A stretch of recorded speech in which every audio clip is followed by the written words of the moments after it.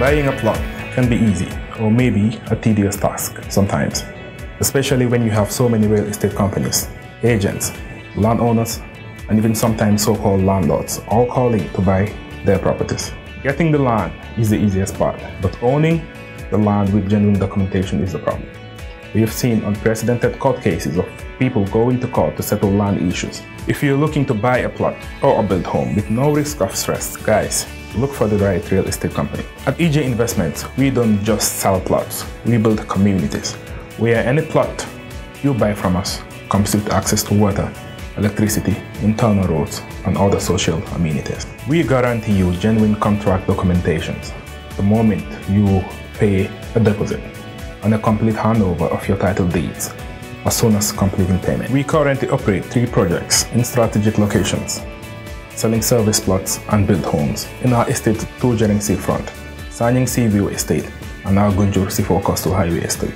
Our plots are affordable. From only $90,000, you can own a home at our Gunjur Seafour Coastal Highway Estate. And from $200,000, you can own a home of your dream at our Sanyang Seaview and Lakeview Estate.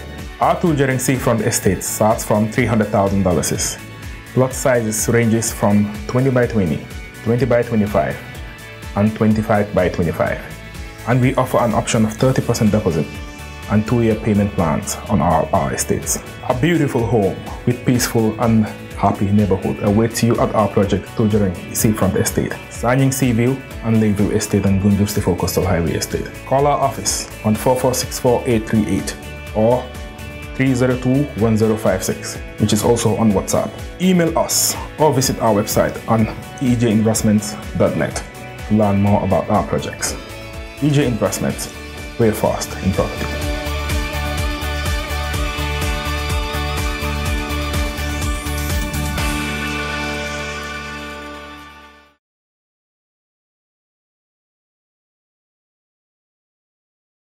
Cham is a very familiar face in the journalist, currently one of the oldest available in the field. Mr. Laban Cham, welcome to this special program. Thank you very much, Mustafa. And like you said, today is a very important day, not just in the life of the United Democratic Party, but for also in the political history of the Gambia. And of course, given the background to this Congress, I think today is going to be a watershed this weekend, so to speak, because actually today is the beginning of a 3-day Congress that, as you said, will end with the election of an executive committee from the leadership right down to the grassroots, as you said.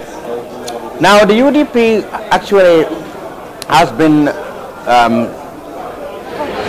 one of the most important political movements in the Gambia since 1996. But before we get to that, let me perhaps read to our audience the positions and the events, what's going to happen. Today being the opening day. Yes, so today is the opening, and then the arrival of the delegates today, which just has just started, and delegates are registering their names at the gates over there at the back. There are going to be 20 delegates from each constituency, and there are 53 constituencies in the Gambia. So the mathematics is simple: 20 times 53 would give us 1,060 delegates. Yeah. would be in this hall to, like you said today. Of course, you got run through the program today. Yeah. So and then after that, when the delegates are here, everything is that there will be a remark by of course, Alma Metal, the spokesperson of the party, will be the moderator. Mr. Alaji Dembo by force, as he is often famously called, will be the one who will do he's the national president of the party. Yes, he's the national. Will be the one to do the opening remark, and then a statement will be made by Mr. Dabo, Secretary General. Hussein Dabo, the leader of the party, the Secretary General, and then there will be a cultural entertainment and the party of guests. Then a break, and then we are told that's where as far as we can go. So we are here at the United Democratic Party National Congress, and delegates are arriving. We would be having 1,600 delegates. 1,060 delegates. 1,060 delegates from across the country, from 53 constituencies in this country, who will be coming to elect 33 leaders of the party. That is, if there is a constitutional amendment which will increase the positions in the party from 30 to 33. And here with me is a veteran Gambian journalist, Mr. Lamin Cham, who has covered the first meeting of this political party until now, and is here with us. Mr. Lamin Cham, the delegates are arriving, and I will run us down through the program schedules. Like I made a brief introductory of that before. But for those of you who are joining us now, after the delegates arrive, we are told that Mr. Almame Fandintal will of course be the moderator of this program, and Dembo by force, Alaji Dembo Bojang, with the national president of the party, will make a welcome remark, which will be followed by a statement from Usainu Dabo, who is the leader of the party and the secretary general. But then there will be a cultural entertainment, a departure of invited guests, and a break. Then from that break, we will excuse them because they would go into a party, internal party affair, where they will focus on presentation and discussion on reports. These reports are activity reports by Secretary General Leader of the party, which would factor in the activities that the National United Democratic Party has done within the the 5 years of the leadership since they've had the last National Congress, and they will also have a financial report which will be presented by the Treasurer, Mr. Ahmad Sane. Then there would be a constitutional amendment which will be moderated by Alaji S. Dabo. You may know Alaji Dabo is the United Democrat Administrative Secretary, who is also a representative of the National from Brikama North. And so then there will be a presentation and adoption of these proposed amendments. And the proposed amendments, we are told, would increase the positions in the party from 30 to 33. So there will be from there a part 4 of the program, which will start at 9:30. That's going to be a resolution which will be moderated by Mr. Fandintal, and this will be on the discussion and formulation of resolutions, different resolutions that are going to be placed before the party delegates. This will be relating to certain reforms within the party. And part 5, which is also going to happen today on Friday, would start by 6:30. We imagine this would be beyond 6:30 because this program should start by 10, and it's already past 11. It has not started yet, so we're imagining the timelines on the program schedule may not be accurate. And there will be nominations in terms of a nomination of candidates, which will be moderated by Chair, Mr. Tal. Announcement of candidates, then there will be end of sessions. But these are candidates who are going to vote. Yeah, they've been nominated. Yes, nominations of candidates, and then the voter register will also be called. Yeah. And then the end of session. Then tomorrow, that will be Saturday, 8th December. There will be election. That's the election. That's the bigger day. Yeah. So then we are told the Secretary General President will be elected, and until now I think there is only one candidate, isn't it? Yes. So obviously, if it goes as it is right now, Dabo will be elected as the Secretary General and the leader of the party, and the statement by the Secretary General, leader of the party elect, would also be on Saturday. I think the media will be allowed to cover that, and there will be end of session on Saturday. Then on third day, Sunday, there would be a closing ceremony, remarks by the national president-elect. And right now, as of the national president-elect, I think we only know Dembo by force, isn't it? Yes, there may be as candidate, there may be other candidates as well. Remarks by the Deputy Secretary General and Party Leader-elect. As at now, that is Ajiyam Sukai, right? Yes. Ajiyam Mariam Seka, my former teacher and the deputy party leader. A closing remark by the Secretary General and deputy party leader and the party leader elect, which would, as it stands, holding all factors constant, which will be Dabo. End of session, and then they put it here, but that is not in relation to this event. There will be a rally at the Buba Zone. It's part of it. So yes, it's part of the Congress, though, but that is outside of the election. Okay. So that's a good summary of what will happen today. Just to go over it now, the significance of the today. What we're going to have is the official opening ceremony, and this opening ceremony, will be the one that is open to all, including the media, representative political parties, the Independent Electoral Commission will be represented, of course, because according to their requirements, all the political parties, part of their operational conditions to hold congresses by now, and this month, December, is almost all the parties, will have their congress. So the UDP has become the first one to have their congress, and it's like you said, it will span from 3 days, from Friday, Saturday, Sunday. Now tomorrow, Saturday, will be obviously the big day. That will be the election of the officials for the party of the United Democratic Party. Now today, like you said, they will have presentation of the reports from the Secretary General, the Treasurer, etc.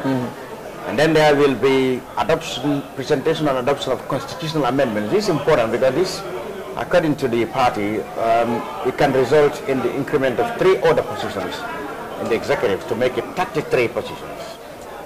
And then that will be followed by nominations. And this is important because delegates will have the opportunity to nominate who they think should be candidates for this 33 executive positions. So it's important there. Well, for now, what you said, what we know and all what the party officials have confirmed is that the only name in the ballot for party Secretary General leadership is Alhaji Hussein Odabo. They made that very clear. And then we have seen that regional delegates, for example, those from the NBR region, the chairman and region have made their own proposal for whom they want to be candidates for about a couple of positions, including deputy party secretary. But then, of course, we don't know whether those positions will go for elections or not. But we know that Alhaji Hussein Odabo, according to all the party officials, is the only name for the secretary. Let me ask you this. You've been in the Gambia, covering politics in the Gambia for quite a long time, and you've followed the developments in the United Democratic Party, and of course in all political parties. What does this Congress mean as far as internal party democracy is concerned? Well, of course, it is, like you said, it's a requirement. The IEC have come up with, let's say, a legislation in 2015 which requires... Yes, which requires that the political parties have to operate within the ambit of the law, and that law has been changed, and they have to meet certain requirements before they could be called political parties. And this is the requirement. One of them is you have to have a Congress, where you must, within the party yourself, you must show yourself democratic credentials, before you can go to the open field to ask for people to elect you, to trust you the public offices in the democratic election. So that's quite important. It's very important. For the party, I think it is very important for the UDP, given the background to this Congress. Of course, over the last couple of weeks, months if you like, there have been a lot of talk about the UDP. This is not surprising, given the fact that at the moment it's the biggest political movement in the Gambia, and the past, if the presidential election did not show, but at least the parliamentary and local government elections have shown that the party clearly enjoys the majority of the voters that turn up to vote in elections. So that makes the party one of the biggest political movements in the country at the moment. And it is always important, and it's not surprising that there are too much of noise in the lead-up to the Congress. This is because since the party is very successful at the polls, you can expect that people will be shifting places and trying to align themselves to positions, all to juggle for power. That's what's come with a successful political party. And that's why we had the noise over the last 2, 3, 4 weeks or no. And I'm sure this is not going to be the end. What's going to happen here today will So we'll come to tension, but let's start from where it begins.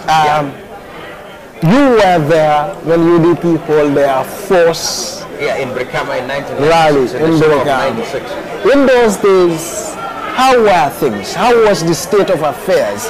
Both hope in the party and hope within the party. Yeah, what happened was that 1996 was a landmark moment in Gambian politics. And you could say the UDP was born out of a lot of frustration by well-meaning people, to put an end to the intentions of the military junta on the Yaya Jammeh. Because what happened was when the junta came, the promise was they were going to stay for 2 years and then they will leave. They had a national consultative exercise which all agreed that they were going to go for 2 years. But towards the end of the 2 years, the junta changed their language and now said they are going to contest. They're going to resign from their military positions and contest as a political party. Now, a lot of Gambians felt very much disappointed with that. The benefit of the doubt they gave the junta happened to be squashed, and well-meaning people were looking for alternatives to stop the junta from continuing their ambition to stay in power. Now, one of the biggest political force that emerged at the time was the United Democratic Party. The meeting in Brikama, was even covered by the international press as one of the biggest political meetings the Gambia ever had. I mean, there were just too many people in the place. And when was that? That was in September 1996. I believe, in 1996 in Brikama. Now that sent a very, very big signal to the junta because for the first time they have seen an organized, and I must say overwhelmingly organized group who are now telling them that no, you cannot continue, and renege on your promises. You see, that sent a signal to the junta, and from then on the junta they've become now to show their colors that they want to stay at all costs. So, but was UDP not in fact created by Jammeh in the sense that he banned 2 political parties, which in a way, the UDP was a response. Some people would say it was a measure to circumvent the banning of the existing political parties, such as the PPP, of course, that was thrown out of power by the coup d'etat of '94. And there was the NCP, and what happened was that people felt that the NCP was given a very unfair blow, because one, they were not in power, and Diba had been a critic of Jawara, so they were not happy that the junta had a blanket ban on all the existing political parties. They were not happy with that. I mean, analysts at the time interpreted that, well, what the junta actually feared was that these old ones, Sheriff was going to Diba, Hassan Musa, these old ones were coming to the political train, and they cannot match their, if not popularity, but at least their track record, and their suitability, and their old democratic credentials. So the junta was afraid of them. Then they came with a blanket ban, and people who supported the NCP and the other parties were totally disappointed with that. But then, of course, the PPP, the NCP, and the PPP all found themselves in the same boat. They have to come with an answer to confront the junta and send them a message. UDP became that convergence point. So the party was born in Brikama. That meeting was momentous. It was well attended. A lot of people were there. I have never seen a political movement or political rally from that up to now in this country. There then it went, and in 1996, then 1996 election, they were defeated, and the momentum kept mounting. Even in 2001, some said they were cheated, but yet they were defeated. I don't know much in 2001, but 1996, I still believe that that election was not credible, because we have seen that the military, I mean the army became an extension of the political party, the APRC. Some will argue it has stayed like that for all the years Jammeh was here, but that was a particularly bad year, because we saw with our own eyes the military, turning to become an extension of the political party. Now there were reports of ballot boxes of the UDP being thrown in the bush. At that time, of course, there was no spot counting. ballot boxes have to be transported from polling station to the regional headquarters, etc. And the security, mainly in the army, were responsible for that. We were told that UDP ballot boxes were thrown about and APRC ballots were stuffed with UDP votes. All those allegations were true. Whether or not they are true, but one thing was clear, the election was not free and fair. And up to this day, many people believe that the UDP, and that's independent analysts believe that UDP would have been the party that would won that election. Because from the attitude of the people, the attitude of most of the people was no to the junta. You should not carry on. And it must have reflected in the ballots. Let's talk about the tensions at that time. I mean, of course, you know about the junta, and you know, Jambe starts with, as he ended, so did he started with. The threat against political opponents, the threat against journalists, you know, even as early as October 11 and November 11. But let's talk about the fear at the time to come up against Jambe, not just for the UDP, but for all the political parties. But in this case, the UDP, which posed a major threat to the UDP, how would you have narrated? How was the environment? Yeah, like I said, until that time, I mean, probably the junta did not have any opportunity to gauge the feelings of the people towards them. I mean, they had a referendum, it was voted, you know. Yes. You know, for the constitution. Yes. But that was 1997, wasn't it? No, I mean, it was been promoted, yes. And they had development projects that they said they were selling to the people. To them, they were craving on some popularity. But one thing the general majority of the people did not agree with them was to extend their stay. Yes, their stay. They were not welcome. That was not welcome.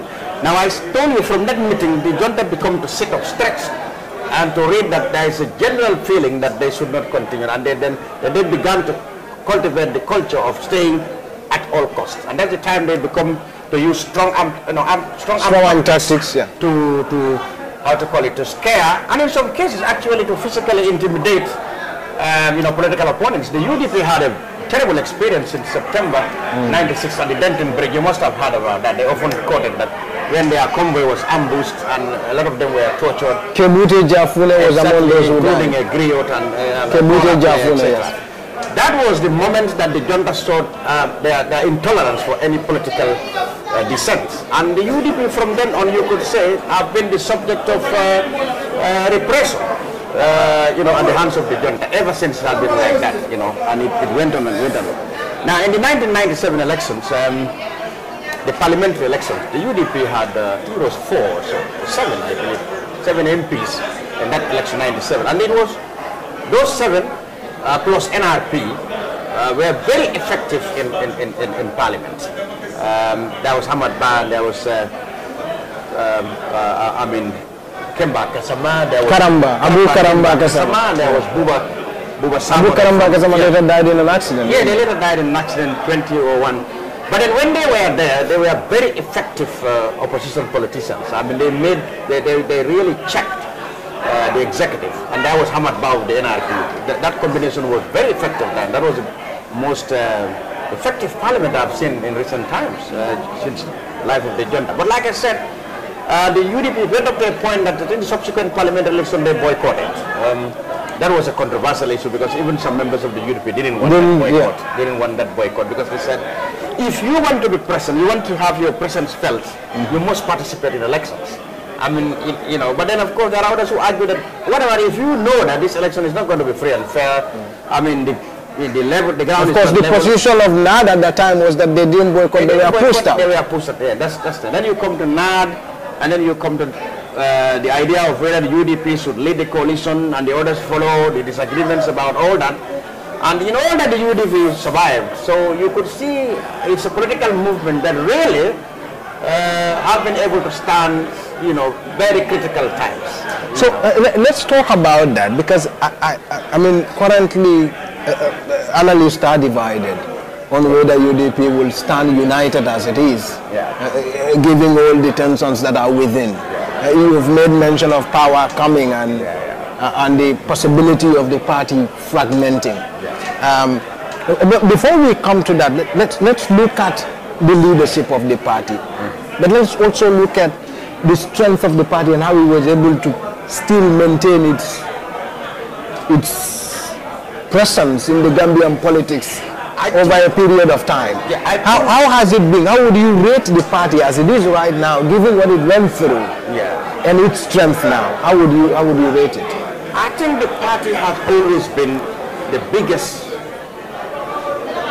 It has always been a big political movement. What happened was on the Jammeh, it was difficult for the party's entire strength, and capabilities to be known, given the fact that they were oppressed. And it was even difficult in some circumstances to identify yourself as a UDP supporter.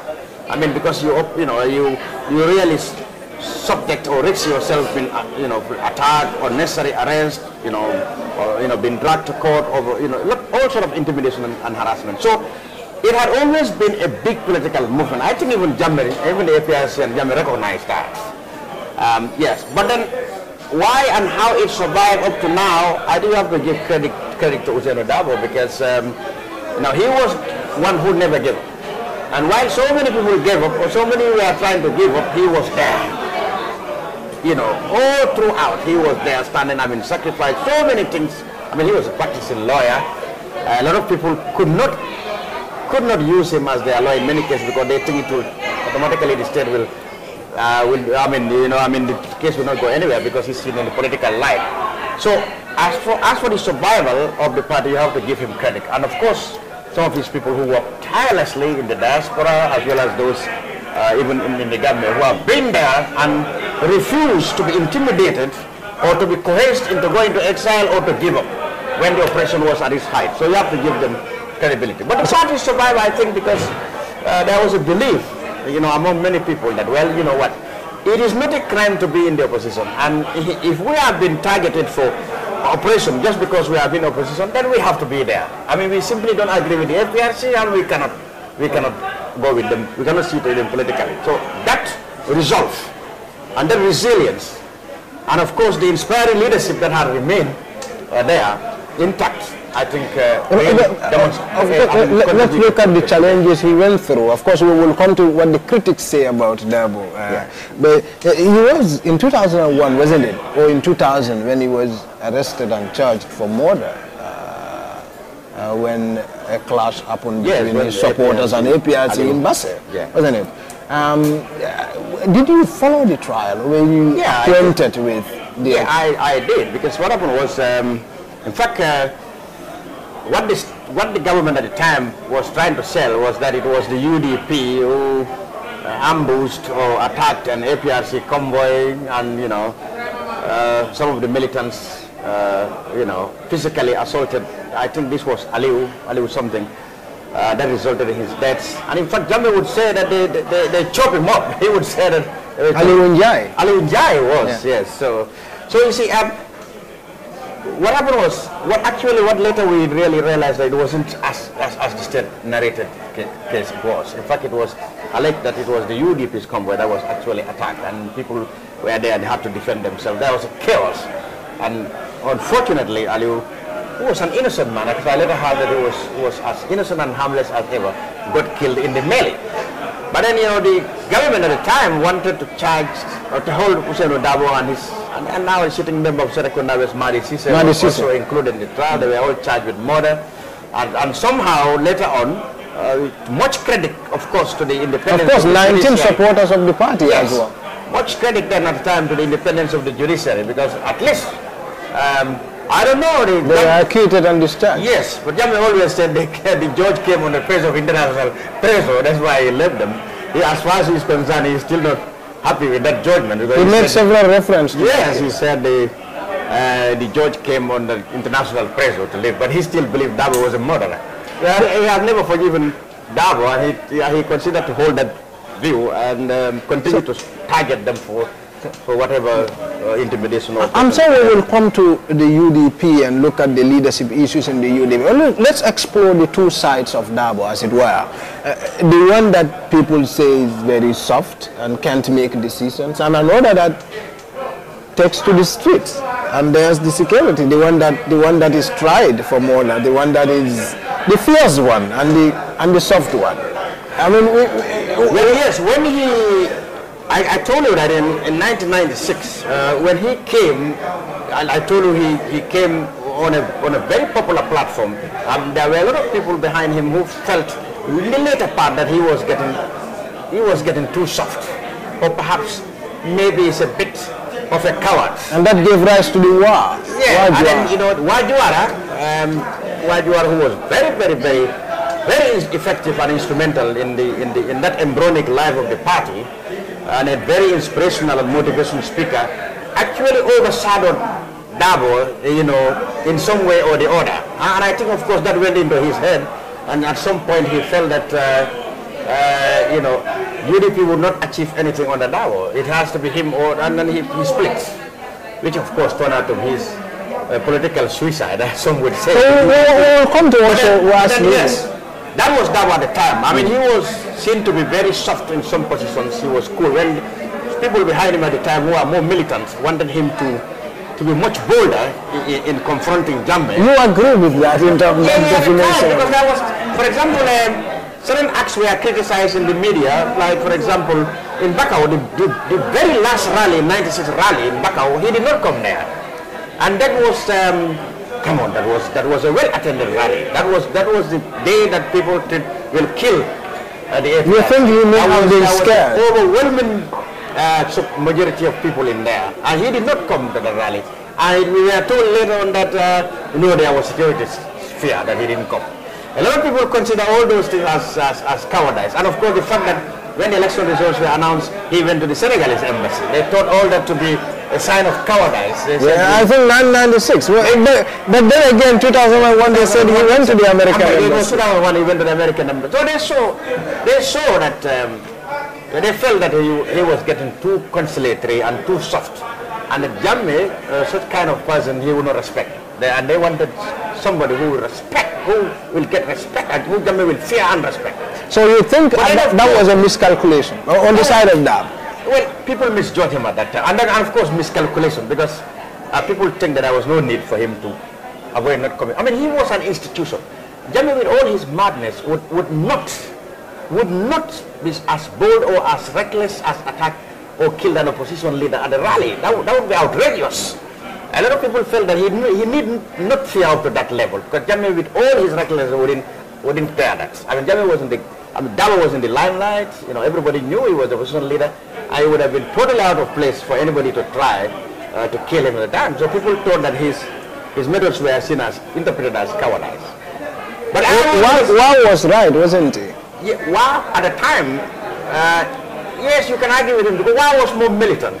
I mean, and he was ready to really confront the junta, as you speak, or the FPRC on the Jammeh, with far more determination and courage. But there are those who may also argue that if you confront Jammeh in such a way, you might be killed, or you may kill people in your life.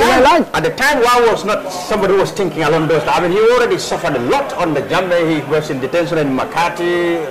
I mean, you know, he was taken to, he was detained, and I mean, he was taken through kangaroo courts. He suffered all sort of things on the Jammeh. He was ready at a point to lay his life, actually, if that is what it would take, to send a message to Jammeh that he has to conform to democratic principles. But the problem with them was that Jammeh did not recognize legitimate opposition. That was the problem. I mean, if people don't take up arms against you, they didn't stage a coup d'etat or uprising against you, I mean, then you have no problem with them. Legitimate opposition, the people who register political party and challenge you on a political platform are perfect. That's allowed in the constitution. But Jammeh didn't even like that. So, in your opinion, if Wah were to lead the UDP as at that time, as opposed to the Dabo leadership, would we have gotten to 2016? A lot of people would have thought that perhaps the UDP's opportunities at the polls would have been brighter than Dabo. Yes, because there are a lot of people who felt that Dabo was too soft at the time. Even though there are others who believe that his tactics, you know, will win the day eventually. But at the time when Wah was, because, you know, I've attended rallies when, you know, that when Hussein always come last, but you get more, Wah would get more applause than Hussein Dabo. I've seen all that. And that was a problem as to, well, whether these two people are not becoming too powerful or perhaps rivals to one another. And eventually it came up. Wah felt that, he felt that he had a lot of support in the party. Than even Dabo.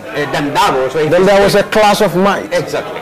And egos. He felt that if he split, perhaps he would take away a lot of people. So I think this should be a message to whoever is trying to split. Dabo is a survivor. They need to mind. Yeah. Yes. So in terms of the history of the old man, let's juxtapose the old coward Dabo to the Dabo of 2016, the one that went to jail. Yeah, I was in Dabo's room, in his house at Pipeline, when he decided to go into the street. I saw a lot of frustration in his eyes and in his utterance on that day. He was so angry because when he was narrating the information he had the previous night that Solo Sandeng was killed, and his body was taken to Tanjung, and Jammeh reacted to say, go and bury that game like a donkey. When Dabo was narrating all these things, you could see a man who has come to breaking point. Finally his face. Yes, you could see a man who has come to the breaking point now, who now believe that, well, since it has come to this point, then we have no turning. So you think he may not have been pushed enough? No, I think that one was too much for him. Or he was compelled, because if he didn't go out, his reputation will be tarnished. Yes, and his members have died and he did nothing. And he was not taking any action. And I think he himself, even without being told, or had the same feeling that, well, if it comes to this, then of course there's no turning back. We now have to go and... Well, he said if Solo could die. Yes, why not us? And he led that protest in the front row and was ready to take everything. And of course he took some knocks from the police and had to be in jail for several months until the changes. So that Dabo, that was a change man. But then of course whether it was instigated or inspired by Solo's death, there has to be a moment in the revolution when when there has to be decisive moments have to come, whether through an unfortunate incident or something. Decisive moments have come, and I think that was a decisive moment, because many people believe that historic decision actually was the beginning of the end of Jammeh. Do you think, who would you have credited? I know there was a 2016, there was an April 2014 incident, Solo Sandeng and his men, who Dabo later came to define as our Steve Biko. And there was the April 16 event which involved Dabo himself. Yeah. And then there was the 2016 coalition which involves all the other political parties. I mean, this kind of events, where does the final pin on Jammeh's political coffin comes? Like where would you have placed it? Well, it would be difficult because it was a catalogue of events, both on the side of the opposition and the side of Jammeh himself, that led to his downfall. But you can say for safely that the culture of fear definitely was very well eliminated in the April, with the events of April 14 and 16. You could see that people no longer fear. And one advantage of a coalition is that it removes fear. So there was a culture of fear that has been removed, and the formation of the coalition comes even to strengthen that courage and newfound courage to confront the dictator. So all those three events actually led to Jammeh's collapse. But come on, you must take the April 2016 events as principal catalogs. So as Solo died, so did fear. Exactly. So but let's look at it thereafter. I mean, this is the Dabo that runs away and the Dabo that goes to court now. How was Dabo's leadership, in summary, was for UDP, in summary, in terms of how he leads them both in difficult times and in successful times? How was his leadership since you attended the Force rally? Not long ago, one analyst, Alaji Yorejalo, described Dabo as a political footballer who has a knack for scoring goals. He is a craftsman. He's a political craftsman, and he would have every reason to believe that he is the man who has the right wisdom and guidance to take the party to the level it has attained. I think along the path that he has been a man who has been consistent with his love for the party. I mean, with all what we have described here, with all the critics, what the critics have said, he never gave up. He probably might have been criticized for sometimes going under the duck or trying to save his skin or the party skin. That could be interpreted as cowardice. But there was no point he gave up. See, that's very important. There was no point. That there was no point his opponents gave up either. But then there was no opponent. There was no point that he gave up. With all the risks and the oppression that he has encountered, there was no point that he gave up. And I think that said a lot about the party, because if it has been having leadership changes, probably it wouldn't have achieved what it has achieved now. And even now he remains a unifying factor. I mean, all these things that are happening, I mean, everybody's listening. And the day he comes out to take a position on any issue, you can bet he's really going to carry it. You think when the UDP people came out years and years ago, a lot of people after then said, well, we're loyal to this guy. When we went to several people and they didn't take it, and we went to him, he took it. Yes. That loyalty, do you still think that will still have that support in UDP? Yes, well, of course, you know, along the way, I don't know how the pioneering officials or pioneering, the figures who pioneered UDP are still thinking of him. But I can say for sure, along the way, and you know, his time has passed, 22 years have passed. Yeah. So even whereas the pioneers, personnel who were behind him coming to the party or the party going to him, whatever the case is, whatever their position is, Dabo himself also have cultivated along the way, you could say, multitudes of admirers, you know, within the party. That went to him. That went to him too. So now he himself become a pillar now. So much so that even if you want now to even the pioneers, like he happens to be in the elders of exactly. Even if they want to think twice now, they will still have to do with the multitude of people whose hearts and minds beat in unison when it comes to his leadership in the party. So that's their problem. Let's talk politics now. Yeah. I mean, national politics as in pursuit for presidency. UDP has gone to Congress. It started going to Congress in this year. We've seen them at the constituency level. We saw them at regional, ward level, constituency level, regional level, and now we are at the national level. Well, let's talk the whole process. Tensions have emerged, quite a number of them. Yeah. And all in all, it's been summarized in one acronym or abbreviation, BYM. The Barrow Youth Movement. Yeah. Do you think the UDP is having a struggle for its life, a fight for its life? Well, there have been a lot of commentaries, opinions, and projections and analysis. But then, of course, even those analyses did not come to terms as to how the future of the party would be. But there are a lot of people who sense or perhaps sense a signal that they think could be detrimental to the health of the unity of the party. And that is the fact that there are people who are propagating the agenda of President Barrow coming in to become the flag bearer of the party in 2021. And then there are people within the party who oppose that. Now, these opposing factions looks like have been at play over the last 3-4 years, even though the senior officials of the party have always played it down, have always played it down or denying categorically that there is no such division. But of course, we have been observing and we know that there are issues now within the party.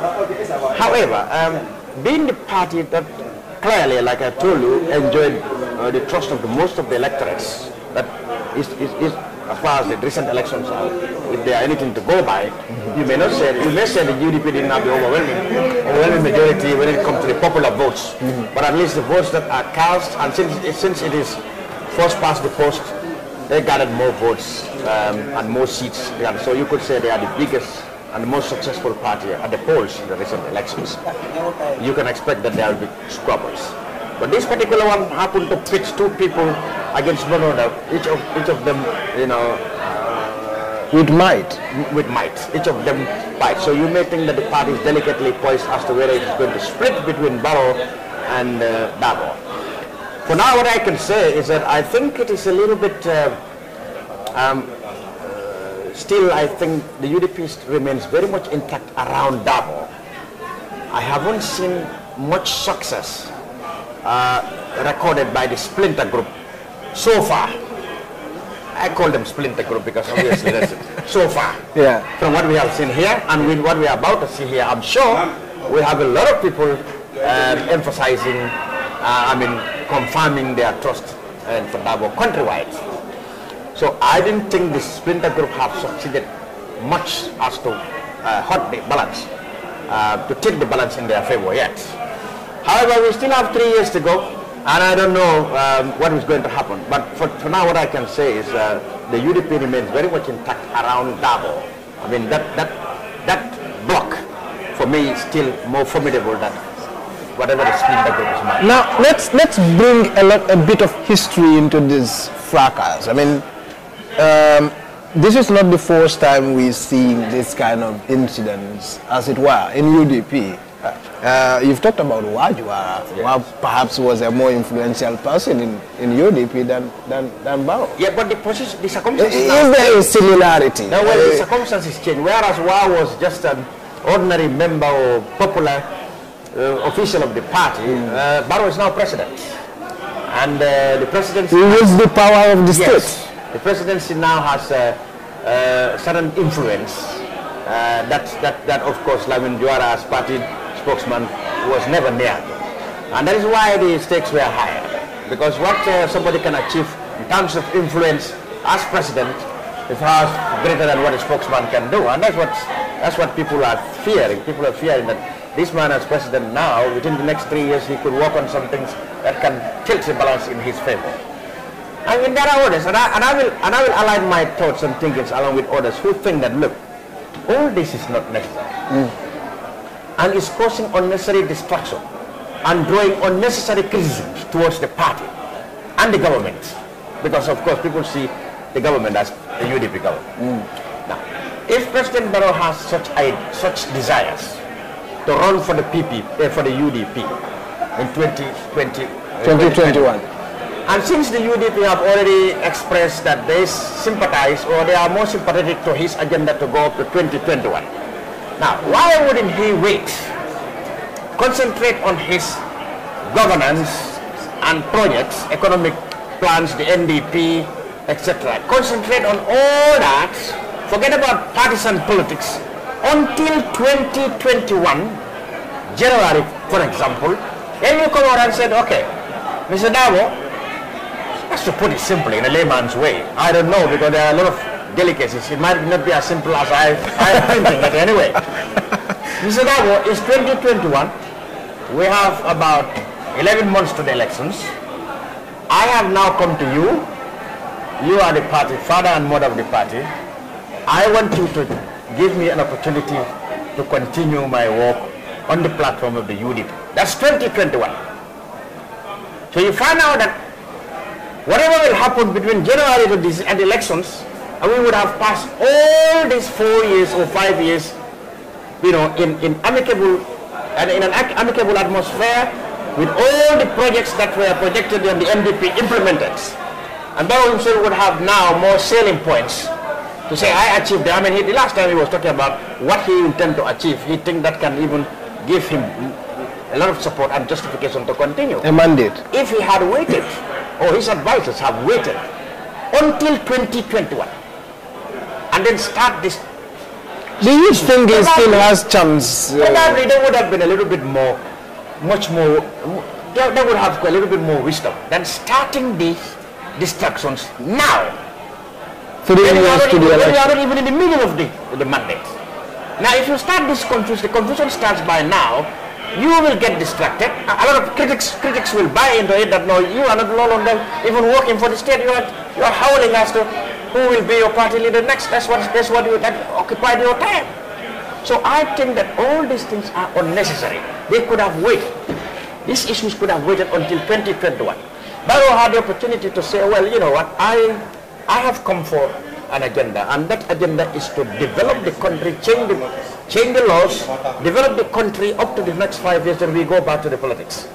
All right? I have no time for politics. But let's Then you find out you will have more credentials, even within the UDP, and to the general public in 2021. But now, if him or his advisors, I don't know who started this confusion from now, then you find out that the water is muddied even before the right time for it.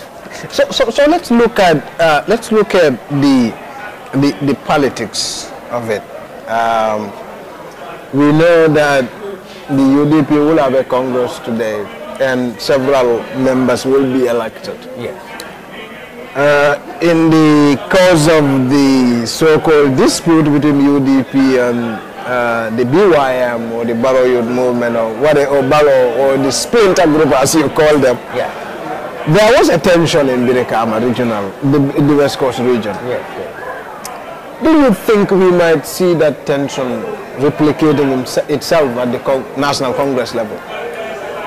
Well, no, because that tension was stemmed from the board in the eventual election that happened. You know, those delegates who were protesting were not allowed access to go to the conference room, and they went home after, of course, expressing their anger as to what they feel. I mean, their complaint was they believe that the constituency elections in Combo South and Sana Bentering, to be specific, were not properly conducted. They felt that the majority of the people who are eligible to vote did not vote in those constituency elections. But then, of course, the overall picture is that they are seen to be pro-Barrow, and the others are seen to be pro-Dam.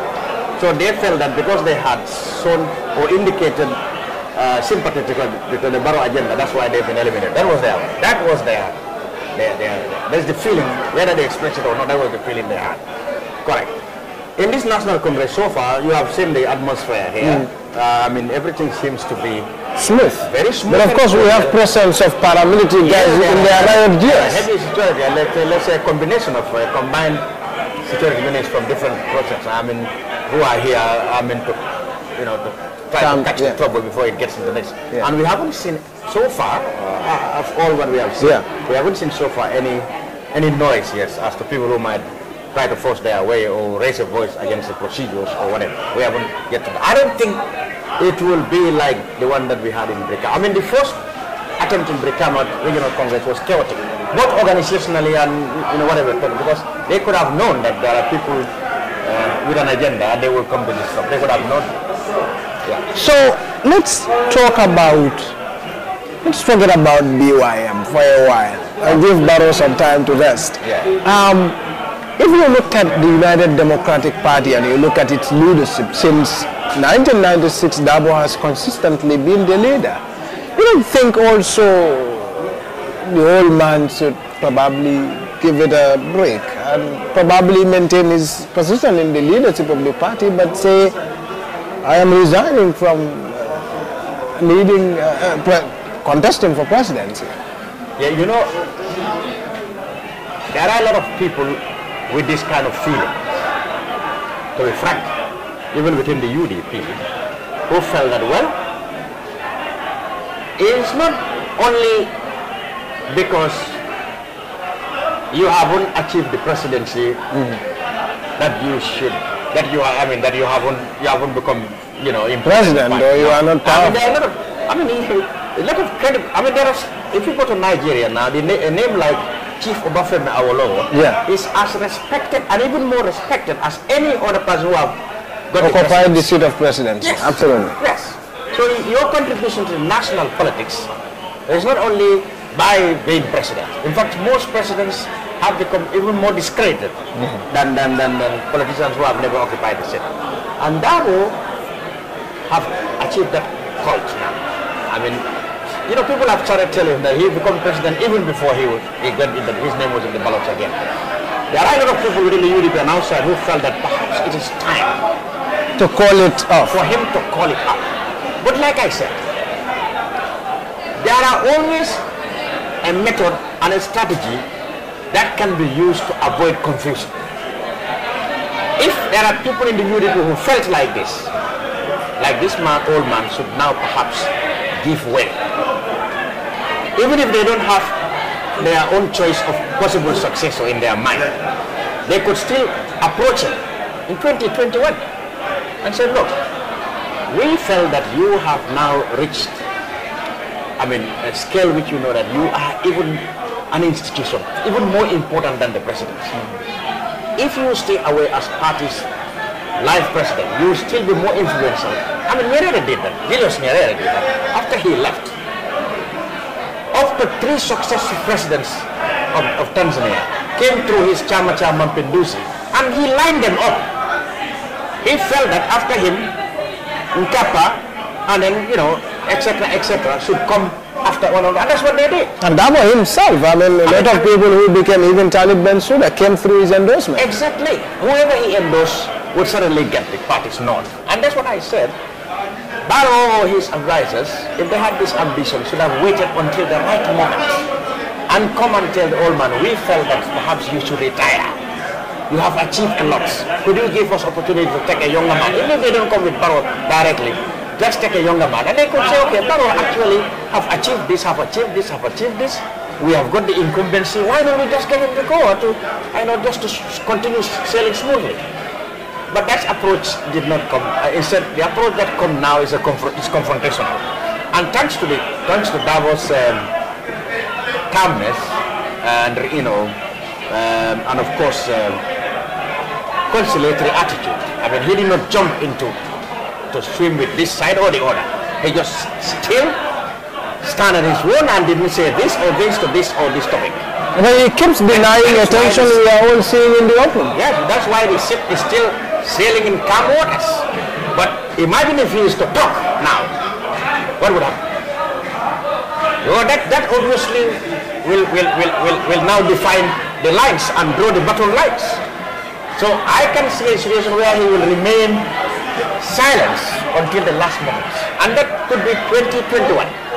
Why can the splinter group wait, concentrate on developing the country and recording achievements until then, and then start talking? So in terms of this whole in the UDP, where do you see it ending? Well, it is not giving themselves good publicity. That's number one. They cannot say they are enjoying the headlines that are coming from this division.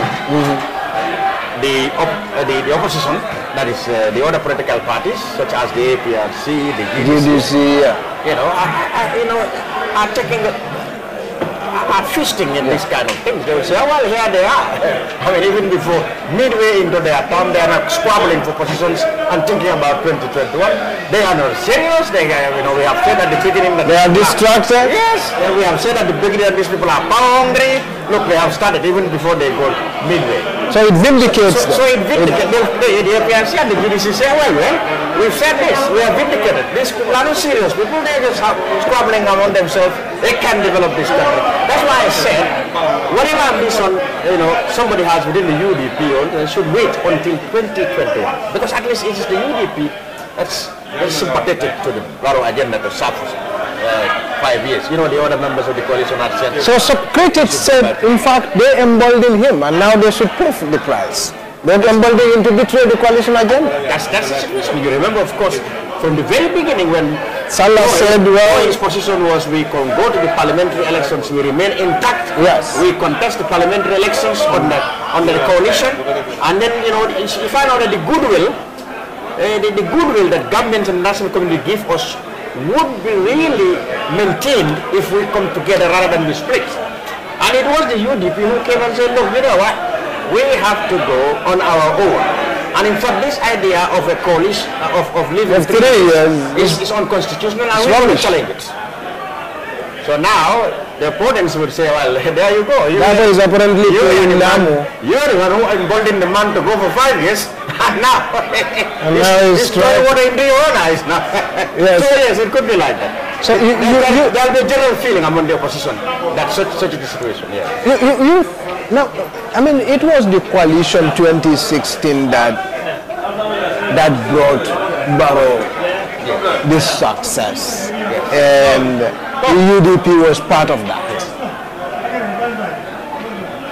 I mean, we are here 2 years on. Can you remember the formation of the coalition 2016? Yes, I was, you and I was following them. You remember we went together to the UDP bureau when Barrow was been unveiled as the flag bearer of the... In Banjul. Until you mentioned the name, I told you I've never had... In Banjul. You said it was already leaked on social media. I said, what? You said, Baba, I've never heard of that name, Mustafa. You could be mistaken. And yeah, thanks goodness he recognized you. He recognized me right away. He said, Mr. Lamin Cham. I said, so this is what you're talking about. I said, I've never heard of the name. They came there and found it. So you see how it happened at the time. We were following all the twists and crannies of the calling. Yes, I can remember it because I was at the unveiling of Barrow at the UDP Secretariat in Banjul. Yeah, in Banjul. And I also followed the convention blow by blow. Yeah. When the negotiations were happening until the last minute, when I said the independent people had to break away and come back. The final messages of the candidates for the convention, Salah, Ba, Bojang, Barrow and others, I mean from their various parties, their speeches, we covered all that. The intervention of Fatmata Tambajang and all this, we covered all that. But so much water has passed under the bridge now. For now, it looks a distant past. It looks a distant past. Yes, that's because of the events that have happened, and it was only 2 years ago. Yeah, I mean, you could say that there's no dull moment in politics. So people will say, we expect this. We expect this. So you think in terms of how he's managing to... A lot of us think that, I mean, we are the UDP Congress, but of course we can talk about the party's position on Barrow and Barrow's position on the party and the things that happen within. You think Barrow is reading from Macky Sall's playbook, as it were? I mean, he came to power also on a coalition platform, and then later dust off all the coalition. Yes. On the surface, it may look alike, but the circumstances are different. Yes. Because whereas Macky can afford to do away with some of his partners and still rely on a lot of majorities, a lot of numbers, Barrow does not seem to have that kind of opportunity, that fortune, because I think his political base is around the UDP. I cannot see the GDC working with him. They say politics, there are many bedfellows, but GDC have shown a lot of lack of respect for him. If you will forgive me, they don't seem to respect him, and I cannot see them working with him. Doan is very principled. They are very principled to be voted by mere cohesion, etc. It will take more time to get them over. And of course, APRC, they will disagree here. They don't seem to have the numbers now. So, whereas Macky could knock off his initial allies and still rely on a lot of support, Barrow will have to find numbers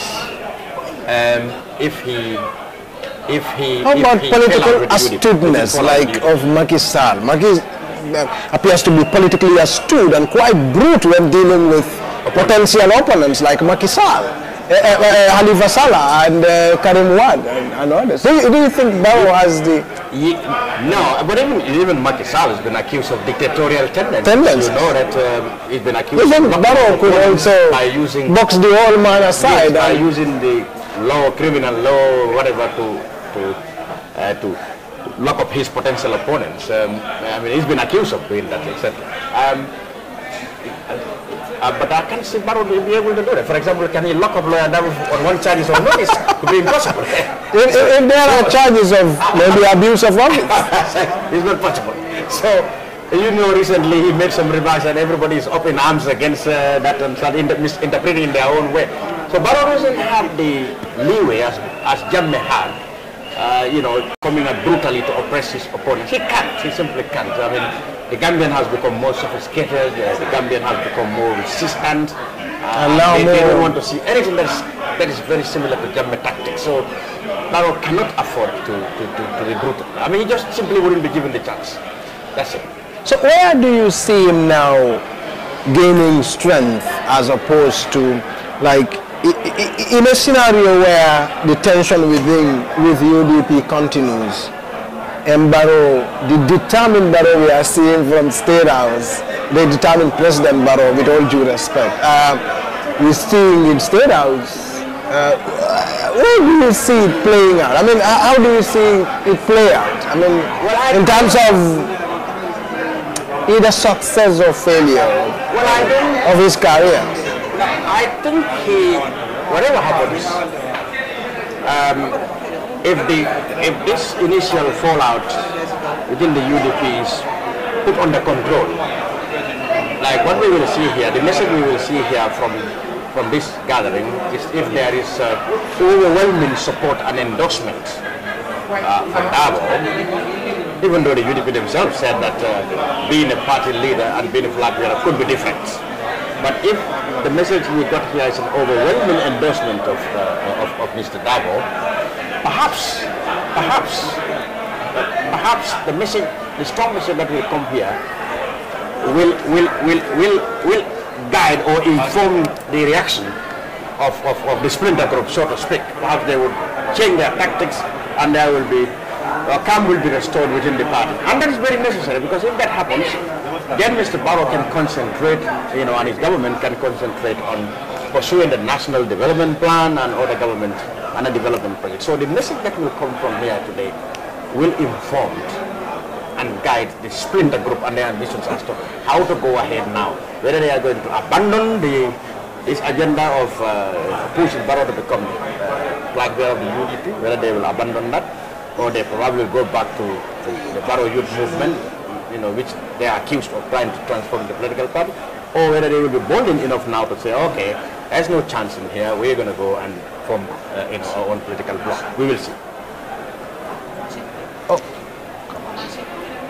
We will, thank you very much, viewers. We are here at the UDP Congress. Like we started, it's the arrival of the delegates that is happening, and Mr. Honorable Lamin Cham, a veteran journalist, is with me here, who was seeing the first meeting of the United Democratic Party, and now we are going for a commercial break, and when we come, the discussion on the United Democratic Party will continue. Buying a plot can be easy, or maybe a tedious task sometimes, especially when you have so many real estate companies, agents, landowners, and even sometimes so-called landlords all calling to buy their properties. Getting the land is the easiest part, but owning the land with genuine documentation is the problem. We've seen unprecedented court cases of people going to court to settle land issues. If you're looking to buy a plot or a built home with no risk of stress, guys, look for the right real estate company. At EJ Investments, we don't just sell plots, we build communities, where any plot you buy from us comes with access to water, electricity, internal roads, and other social amenities. We guarantee you genuine contract documentations the moment you pay a deposit, and a complete handover of your title deeds as soon as completing payment. We currently operate 3 projects in strategic locations, selling service plots and built homes in our estate 2 Jering Seafront, Sanyang Seaview Estate, and our Gunjur Sifo Coastal Highway Estates. Our plots are affordable. From only $90,000, you can own a home at our Gunjur Sifo Coastal Highway Estate, and from $200,000, you can own a home of your dream at our Sanyang Seaview and Lakeview Estate. Our 2 Jering Seafront Estate starts from $300,000. Plot sizes ranges from 20 by 20, 20 by 25, and 25 by 25. And we offer an option of 30% deposit and 2-year payment plans on our estates. A beautiful home with peaceful and happy neighborhood awaits you at our project Tujuring Seafront Estate, Sanying Seaview and Lakeview Estate and Gunjur Stifo Coastal Highway Estate. Call our office on 4464838 or 3021056, which is also on WhatsApp. Email us or visit our website on ejinvestments.net to learn more about our projects. EJ Investments, very fast in property.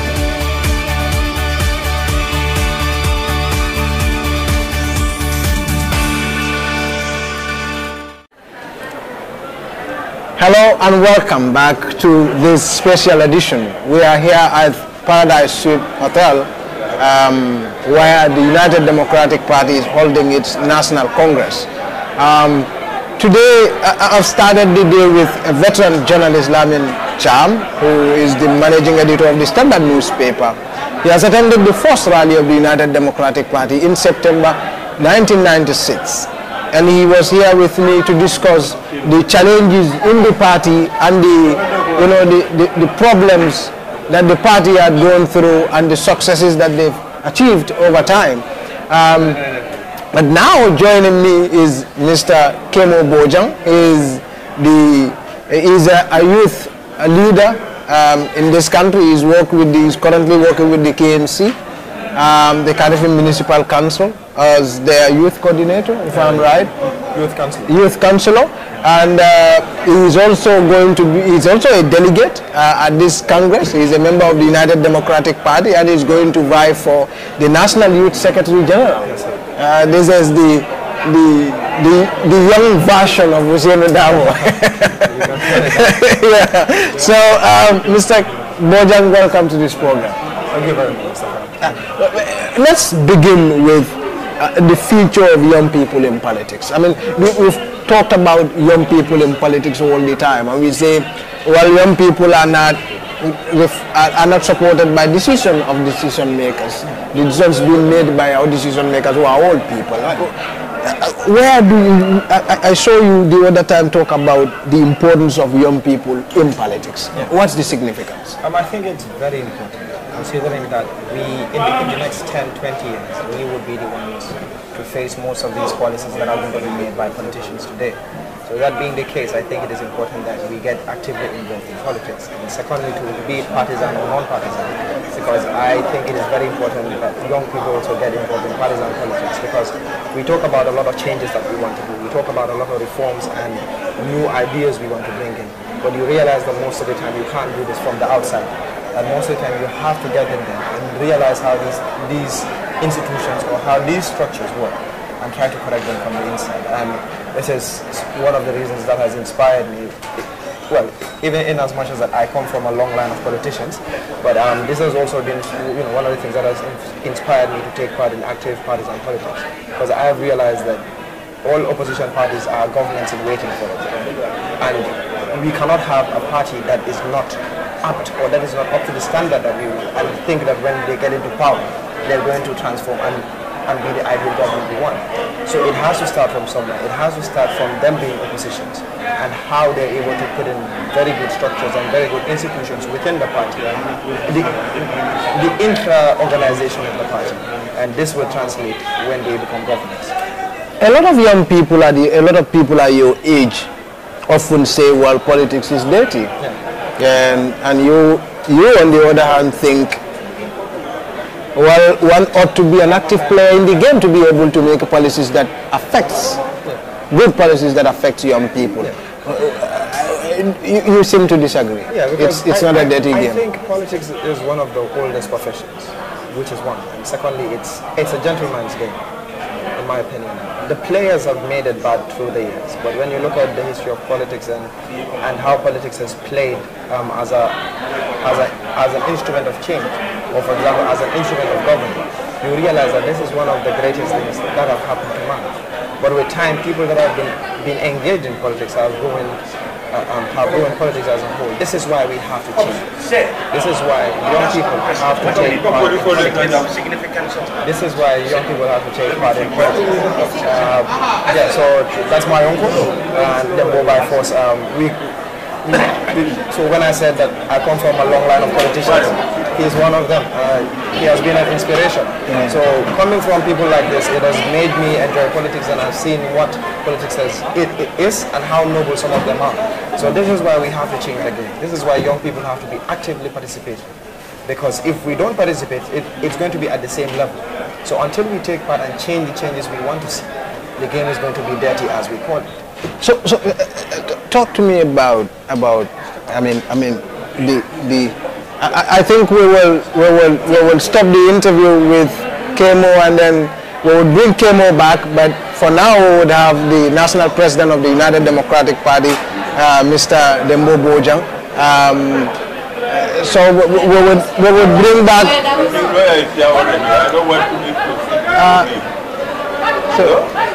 so I was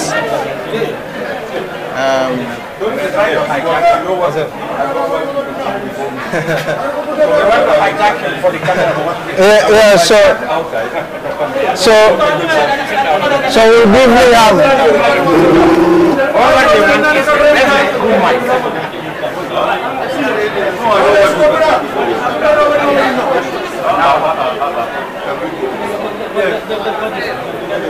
Can I probably interview one thing? yeah, sure. Yes. Thank you for that.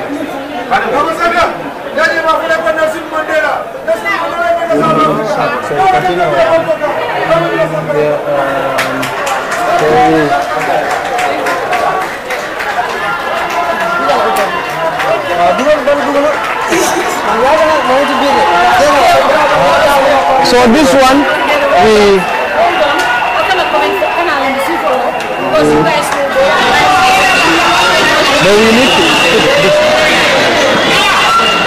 need to put it up. But in the findula we will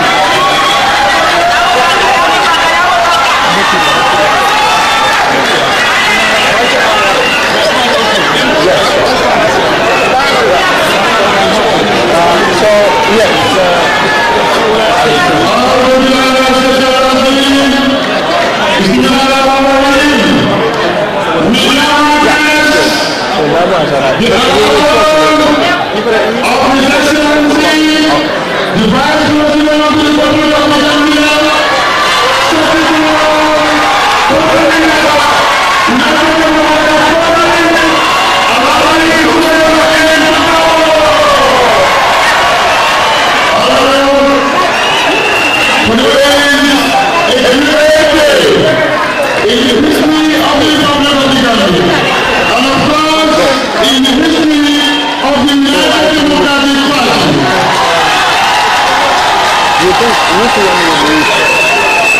Does he need to shut this camera? Let's show inside. Of November 2018 marks the biannual Congress So when they are of the United Democratic Party. set up Ladies and gentlemen, the Vice President is here, greeting the delegates. He is now moving multi-podium. Magno! Albulo! La Usene Namtabo! Fatima Kulpo! Nidana Pinalonko! Pinalonko Kamia! Aake Kamia Panya Nidina Betunga! Aake Kamia Panya Nidina Betunga! Perunga! Wajumani! His Excellency! The Prime President! La Usene!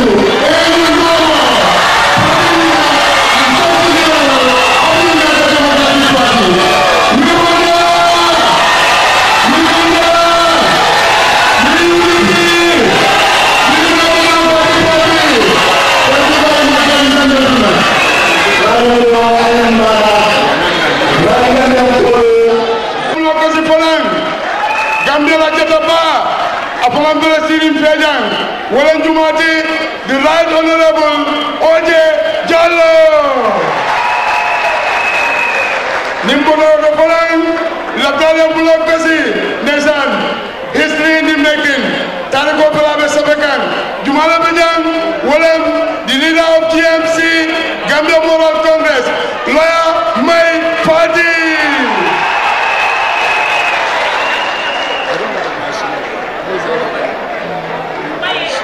as well. There is OJ as well. OJ. We now also, iko nakibaro di alako, Gambia di gende baben fejan, walen jumati, afalan wata Gambia lumala no abe kolari, bari bi anada pulkana kafu, loya Usenu Daboma, and United Democratic Party, wala Mr. Emeba.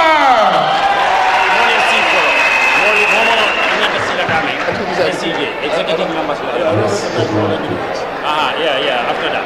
Okay, Momo, Konyanda Sila Dame, CJ, Boki, Kuneka Namatok, Tingawalatok, Nyambala New, Nina Sikaram Homeland, Wahaman MCB, Dinaran Yobo Bena Bena.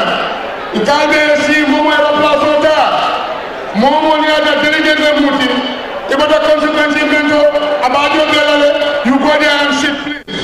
Janino Bola, the Rajal, Amana Fanindal, Adana Motala, Pudawani Gadala. Thank you very much, Mr.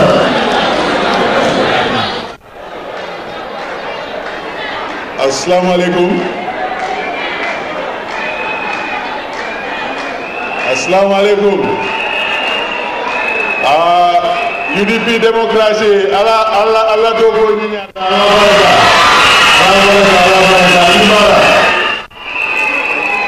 Bare alinga si wato tata demanding na alpha bal natale e delegation mbalbe bunyato welcome la KMC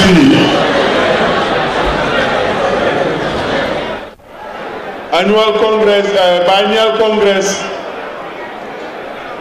akumaya bakele wala tunna lafta mobe ala sidula muta sina programme dati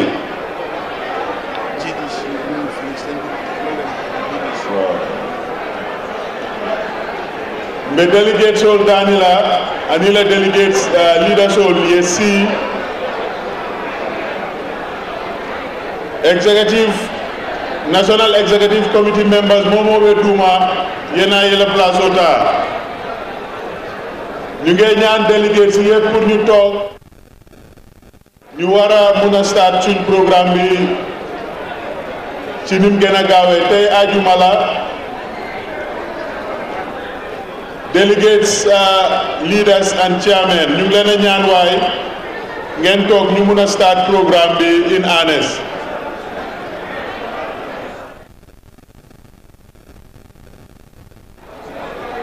Distinguished guests of the United Democratic Party, Her Excellency, the former Vice President of the Republic of the Gambia, Aja Fatoumata Jallow Tambajang, Honorable Minister Omar Amadou Jallow, Honorable Minister Honorable Mai Ahmad Fati, Honorable Minister for Education, I believe,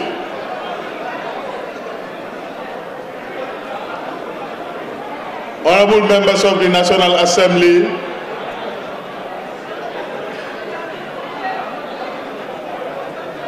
distinguished guests of the United Democratic Party, we are extremely delighted to have you in our midst as part of these events marking the biennial congress of the UDP. Some of the delegates have traveled really far and they are making their way to the Congress Hall. So we apologize profusely for the late start of the proceedings, but very shortly we will start dealing with the public side of this Congress. As you can see, the Secretary General and party leader and the Deputy National Secretary General, the National President, the Senior Administrative Secretary,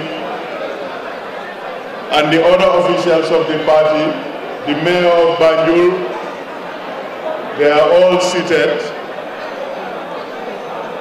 Hopefully, very soon all the delegates will be here so that we can start the proceedings in earnest.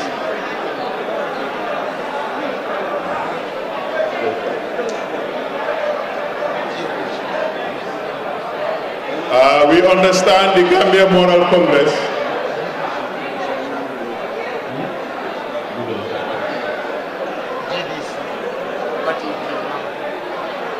we understand the Honorable Mama Kande's party is also among our distinguished guests. Ladies and gentlemen, I have just been told by the Deputy Speaker that we should start the proceedings.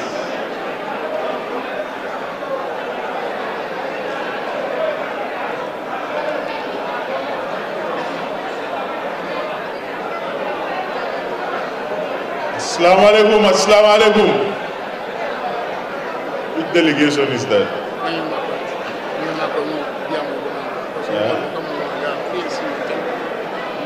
Delegation will be Lori Wakarola.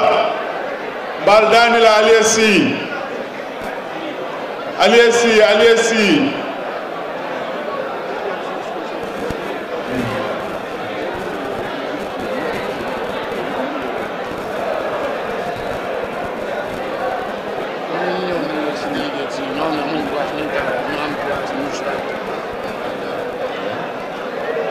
Delegation Baldanila, Momo e Sidula Sono Dugare Alsi. Ñu ngi ñaan délégué ci ku am place rek toogal ñi amul place ñu taxaw ci site si ñu ngi leen a ñaan waa dañ bëgg a start programme bi léegi.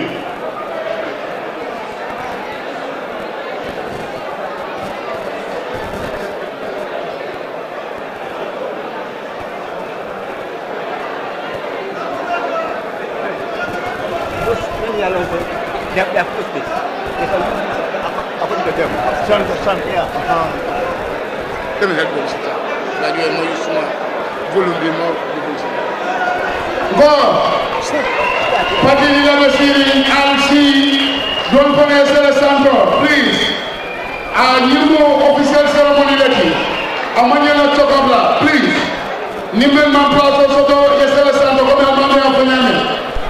Aliyekele Alesi, Alpaldo Siri, Vice President, Deputy Speaker, Lord Mayor's KMC, Mayor Espanyu, and the new honorable party leaders, if ever seen him, please. Alsi, Governor.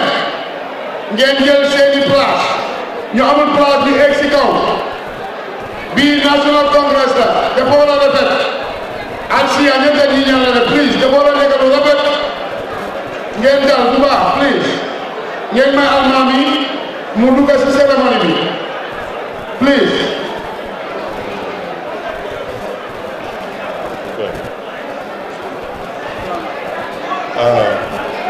Assalamu alaikum.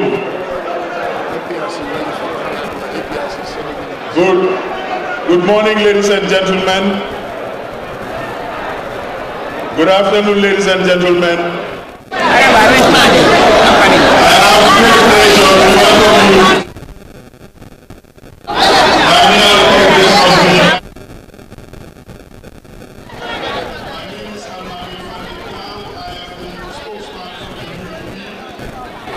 I will be moderating this morning session. And I have a very short program for the official opening of the Congress.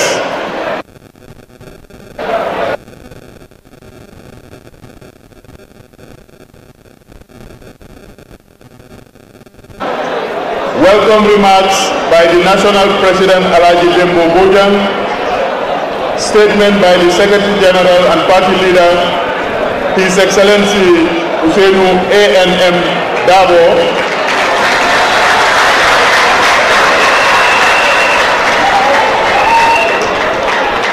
cultural entertainment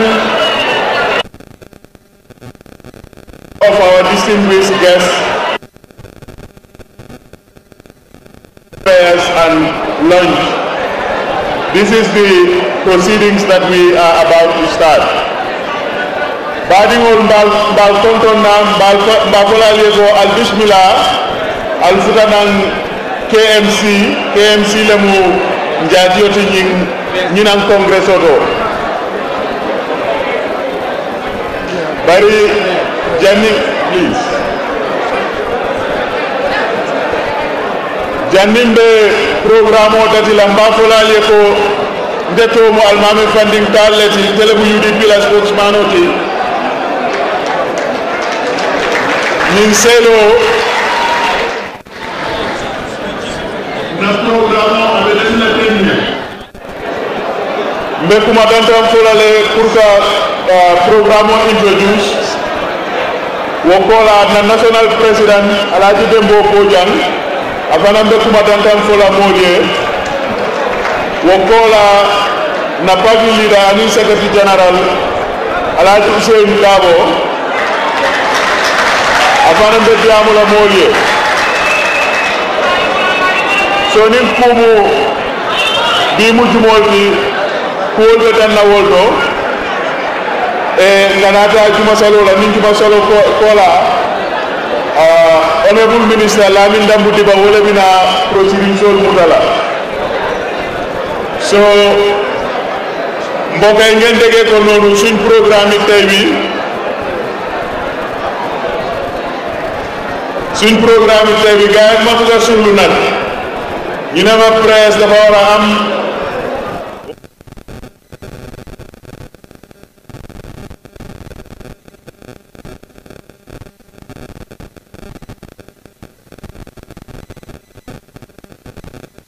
national party president bi Alaji Dembo by force Dembo Bojang moom mooy war a njëkka wax moom su waxee ba pare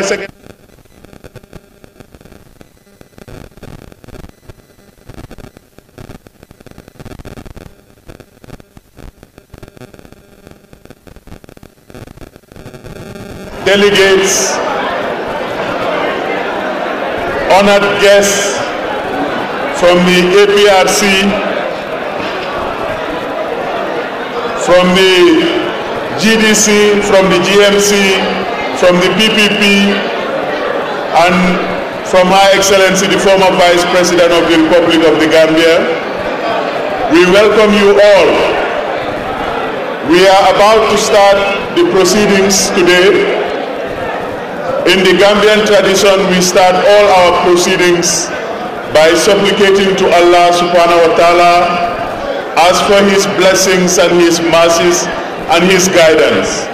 I will call on Alaji Ansunding Kerr, one of the founding members of the UDP, to lead us in Muslim prayer. Alaji Ansunding Kerr, please come and lead us in prayer.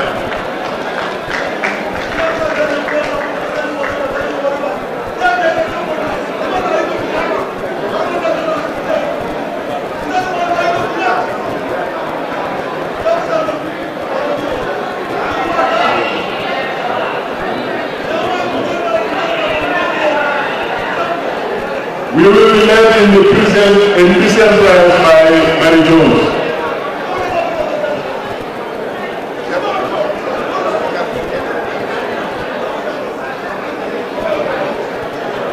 أعوذ بالله من الشيطان الرجيم. بسم الله الرحمن الرحيم. الحمد لله رب العالمين الرحمن الرحيم مالك يوم الدين.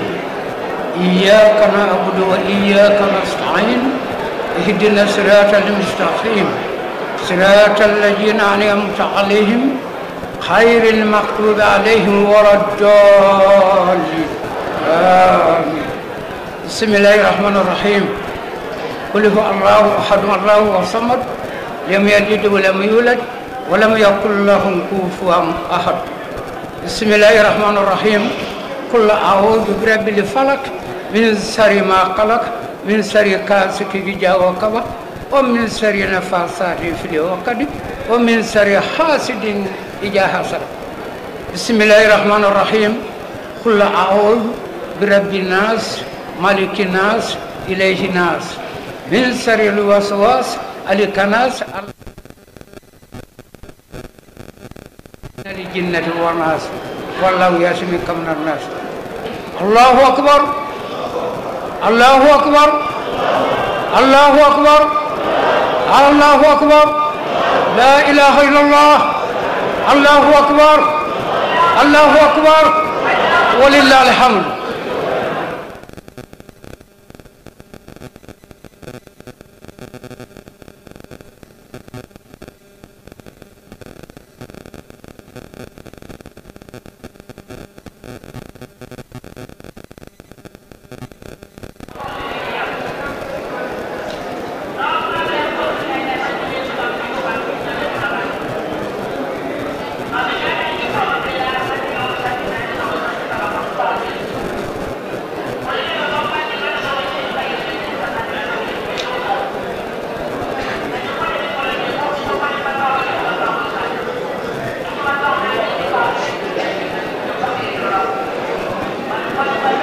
Our Father, who art in heaven,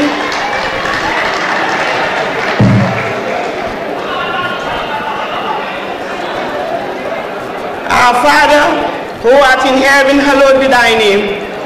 Thy kingdom come, thy will be done on earth as it is in heaven. Give us this day our daily bread, and forgive us our trespasses, as we forgive those who trespass against us, but deliver us from evil. Amen. Thank you, Ms. Rose. Thank you, Alaji Ansunding, for these gracious prayers. Today is a significant day in the history of the United Democratic Party.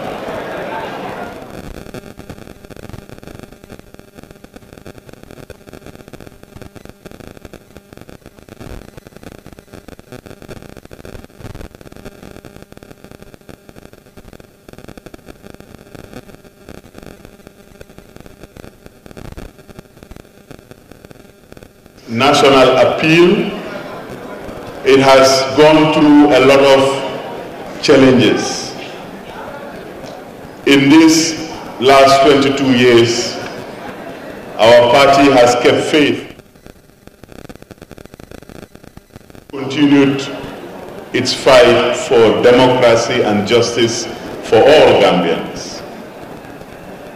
This biennial Congress is once again an exercise in the democratization of our polity. As a party, we are committed to internal party democracy, and every 2 years we elect throughout the country our leaders in the different organs and structures of the party.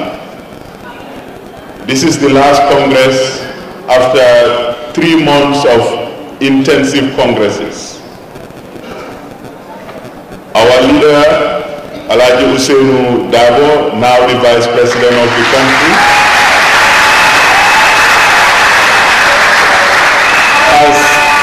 has over his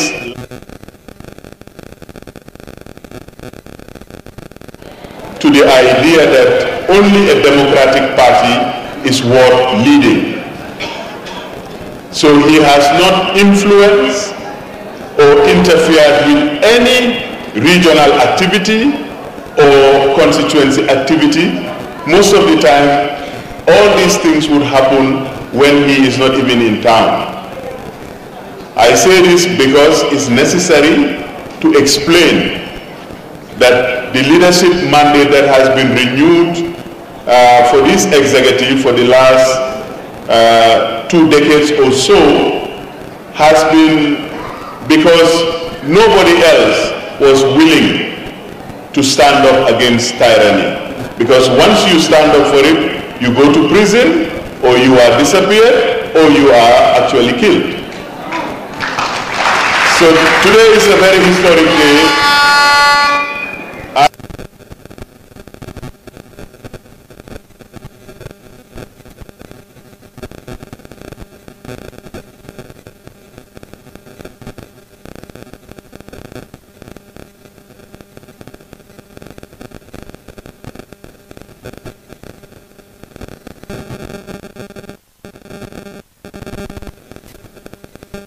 you.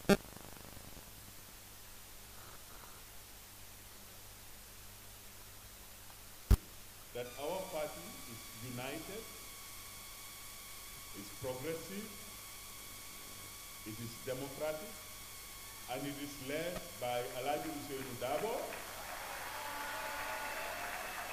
And he is the only candidate for leadership in this Congress. So on this, I will welcome all the guests that are present here. I see NCP, GMC, PPP, GDC. I see new members of the UDP, like the Honorable M.A. Ba.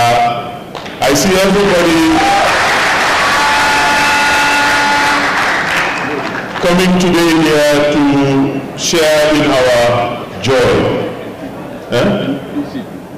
No, I mentioned NCP, I mentioned NCP there. I did. Sometimes you cannot get all the protocols right, especially when you have such a distinguished gathering. But we want to observe all the protocols. But before going into the proceedings, I will ask everybody to kindly rise and observe a minute's silence in the memory of all those of our comrades who had unfortunately not been able to make it to this day.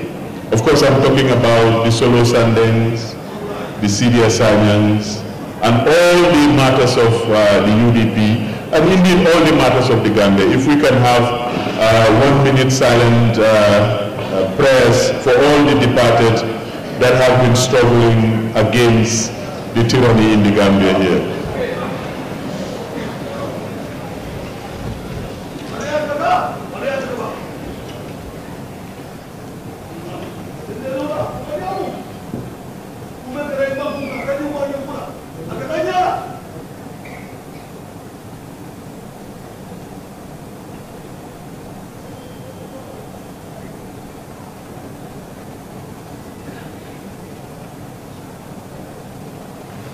Thank you very much for your kind gesture.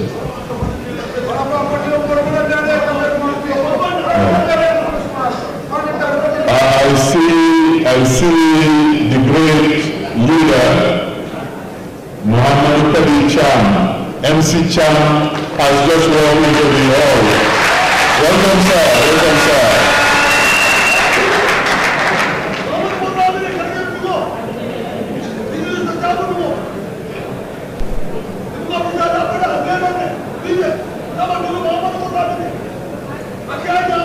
MC Cham, welcome, sir. Welcome to the Congress. I said earlier that we will have mainly 2 speakers. I have also added my own uncle Alhaji Laminda Mudiba to say a few words before the national president and the Secretary General speak, just to open the proceedings for the day. Mr. University, you have the floor.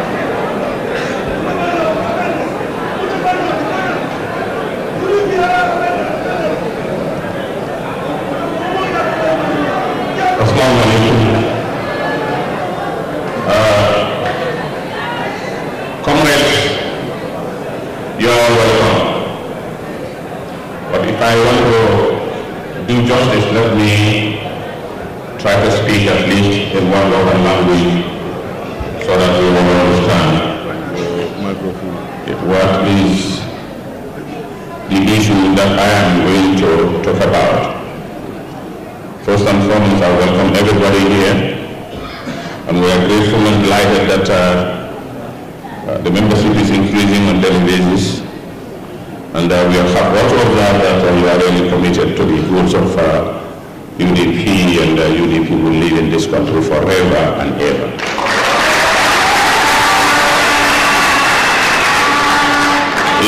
If you look at the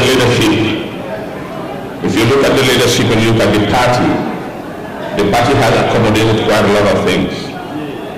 And we want to tell everybody, UDP, as I have been saying, I think I am not overemphasizing the fact that UDP will be like ANC in the Gambia, the leadership of the state.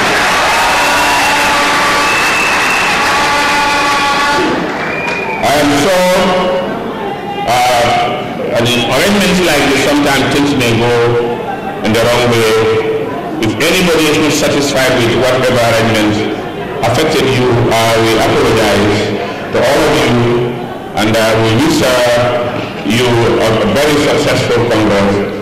Maybe next Congress will be in a situation where things will improve tremendously.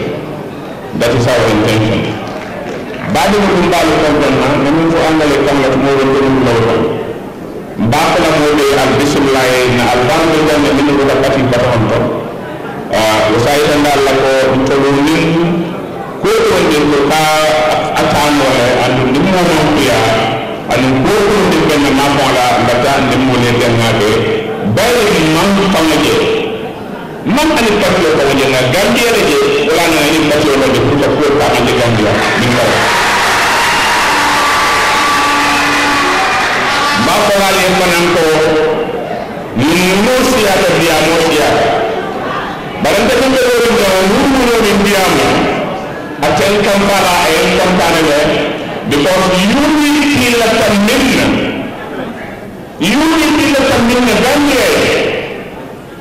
Gambia bere sio be amanta ko mutu ko la ma Gambia bere o anu mena wo ko ba ko bare janal ko lo ko mena wo ti luni ki ko adalat la Gambia ni wo di yeke mutu ni ya ko ita kala maro ko min ba kunna ila baro ko silama hanni bar kan lo ila fokal ko silama hanni fokal kan lo dinde ko mo ko ko no ko bar momo wala ko Gambia bi momo men dia be ka ko no le dawla dia be ka ta no de and yuri pile ya tin no so ko ta ni bang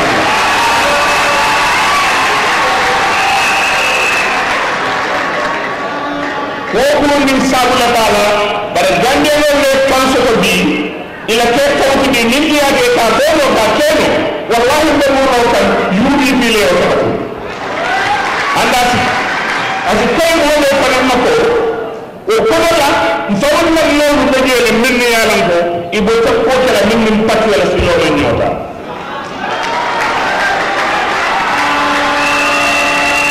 o man ko ya min man kuje kute bara mo ko min patti ci ngalan du ko mo ko ci wala fi mami la be sonna wala ndar tan tan na ko wala mo ta ko ala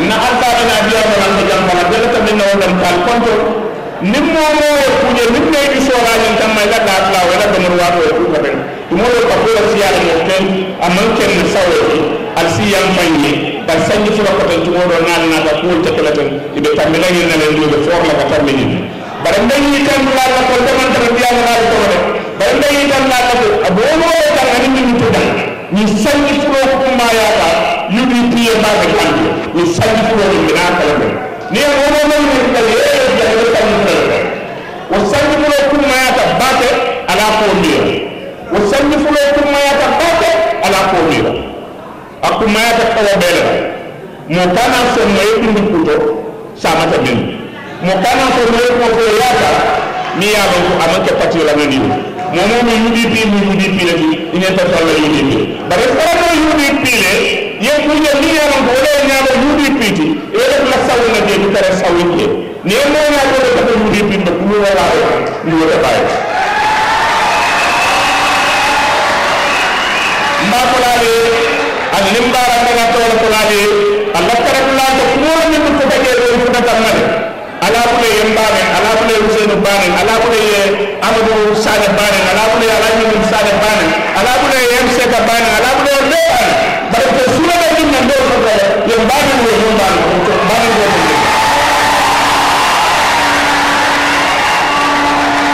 anno mbe takila ni ya ko ta kilindila be la mo ne ko ni to ni woni en banko e ni ana pension doya wallahi o be kelale amon ci kala ko ni yalan ko amon sen sonde mo ko andum man kali ni kam fa ko courage lan bare la tamen o be kelale o ko man be ko bismillah limbara al limbara ba ko beda na jahanama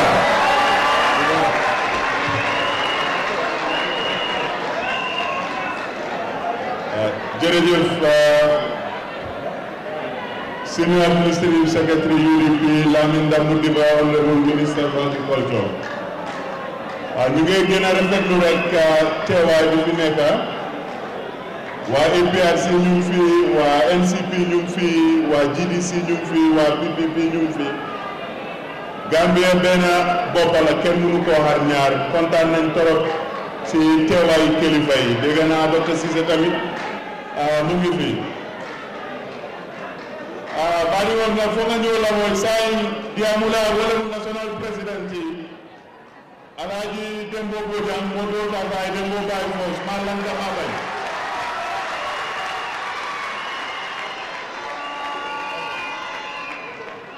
Alhaji Dembo yo mo be ko kontaan ta baake Nadia Mombe, His Excellency, the Vice President, also Minister of Women Affairs and National Assembly Matters. We got a lawyer, Hussein Dawo,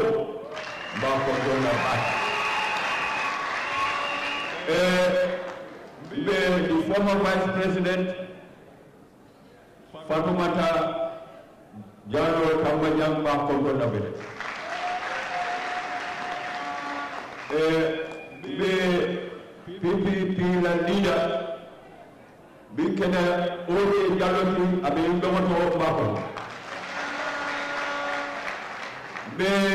My party and they are not there, Afanabidomato Bakon. Majam Kosamusa, Honorable Majam Kosamusa, NCP leader Bakongo. Mama Kandela representative Bakongo na Gede. Me Fama Mimu MC Champi Bakongo na Adafaya na Fala Kem. Nina Bejawaru Adika Fire Go. Ite kuje Karamoji Tilende Karami politics. Bajairo la Batetu.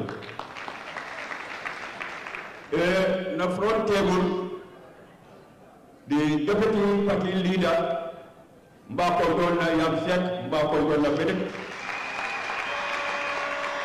the majority leader, KK Baron, Mbakondona, Apanabe Bojan, Nimbu Danfe Diamola, Honorable Damin, Dambum Diva, Mbakondona, the mayors, Mbakondona na Bereke, Abisiru Fejal, Anyaratu Watulo. Deputy Speaker, Executive Member of Fananti, UDP, Alhaji Modu Sani Mbafaram Control. Na Dikitori Kada Fatumata Jawarati, Falambe Jawarati Jani Mbafaram. The new president, Nimu Lami Champi, Mafanam Control, the Doja. Nimu Dente Bifoma. But in Semin Kano, all of you in Nimu Taman Zero. Taman Zero Niaroko, UDP Data Kapaku, Nimu Beka for the Yoma. Nimma Kapu Yoma. For what you have done, the Mali Table. For what you have done, the Mali Table. You more be from Jam Kitina. Ojetina, my Fatitina, my Jamotina, Makanila Motinala, Vice President, former Vice President Fanatina, MC Cham Tunala, because I'm the Munala Morocco. Ninda Malumbe, Nimbem, what I can do will be that all parties Abema Beto. Fala Meo, KMC la Meo Ba, Aparami Jane Kari Ventura, Bakongo na Bajaye. ndike la jumo le dia mo wanya sia bari ninga ta ga jumo mo la wa ko le dia mo nyata sia mbete mo men to bi nyimante UDP la force congress la congress pour ko da bi kamale atafuta nyama congress ko na walima nyado ko mi nyanda to bona itombona anyama campagne ngati ka fonda tanyo position la al campagne ni position la bari ki fon ya ro ko imo position mo wati ko position mo be wati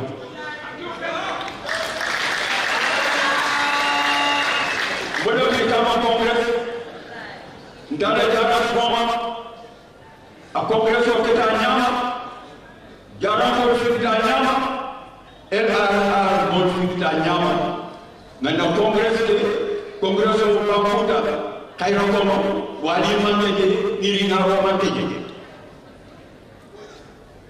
mbodo congress na UDP la congress na ke passé banko ka URR anyomo manso ko tata nyama bemo tata nyama congress o tata nyama mode ñomo e bedeke patio kata do ba fa kata santo dro UDP na man ji duma kata santo dro o congress o batay ala tati wala ñam ni na congress o executive benda e ko ñu congress de da sa wala teeru ci la na teeru ci alwa ko wala da bulo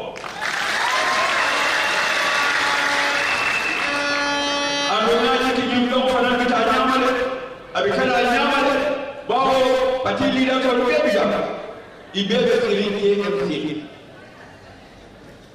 KMC ibebe siri wala ibe kafara mane niye ka fatoma na tadefe yetaramfe kan kilingu kuma kilingu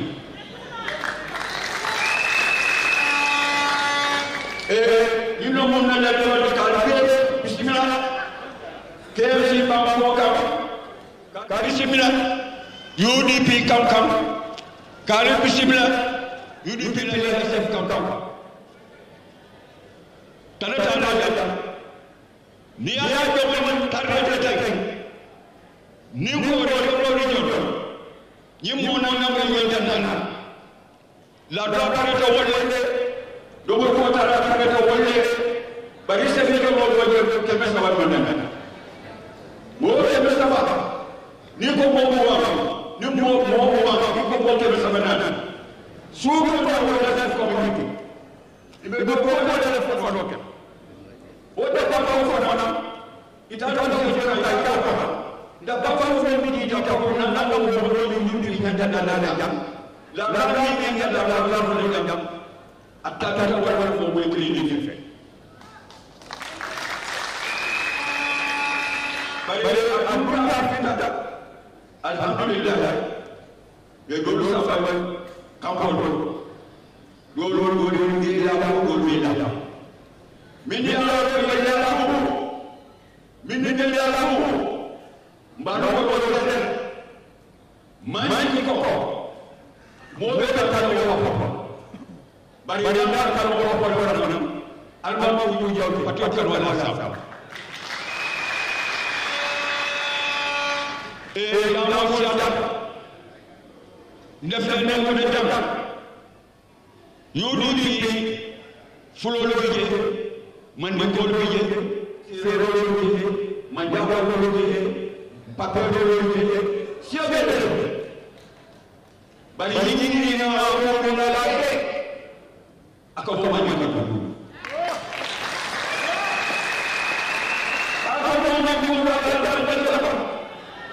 wati tamle ni ya kambi na ko do man di ko fa ya man kam ni be ka kam be ka kam bari ni ko akam fa na ma ko ban sero fami bari ada ma se fo ni da ni ta da so da ni ya man ko man ko ni data social media man ko go social media ni data social media man ko go media ni data social media ibe ma fa ni data social media ibe ana wa ñu mu la ko wa ni ko abi ay ma ko yo ti le ba ñu di ke fa ba tu ko lo ay de ko la la fa ko ke fa na ñu ni ko al ma ma ali ñu fi na jalu ko de an ana da ko ñu ay ta fa ko ni fi ma ñu wala ñu ko wala ne ne ko ba wala ka jafe ko ba wala kuma kala na ko kuma ko yo kuma ko ka ta na al fa ba bi lo mo ko ci ta ta ya ñu mo ko ci ta ta ne be be man man ka ba da ka al fa ba ba na ko yo ba ya ka ci wa ni ñen ma ba ko ka si o be ni wo ti ñam ñam ko te ni si o be mi yo mo be ni si o be mi yo ma fa ni si o be mi yo ma ba ka ni si o be mi yo ko ni si o be de a go as mu national president ma ñu si wolon bari banko mo horomo ka ni UDP horomo ka yen tombo national president first congress second congress aliamu danse namu danse parti leadership ya danse ga kemre fenke yara ko yen tombo ma campagne congress ko ko danse ma campagne parti leadership UDP executive ibeze kambo mo kate fayla na ko bebe ay nata makamo dinna na hormo dala bunyaka ni si wona man na kafa billah wallahi talla na la de kafa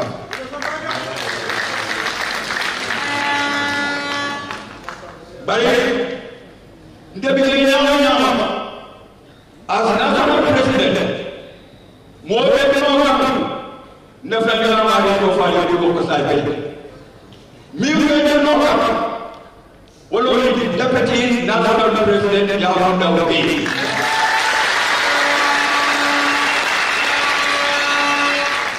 no le bi ala ko na le ni nya ko ko be ko do be te baba njita ha no wa ko ngul na ta ma ni ni mo ta ale ñew yi ñaalo ko ni UDP ni do do la atole be fa ka ba ni UDP fa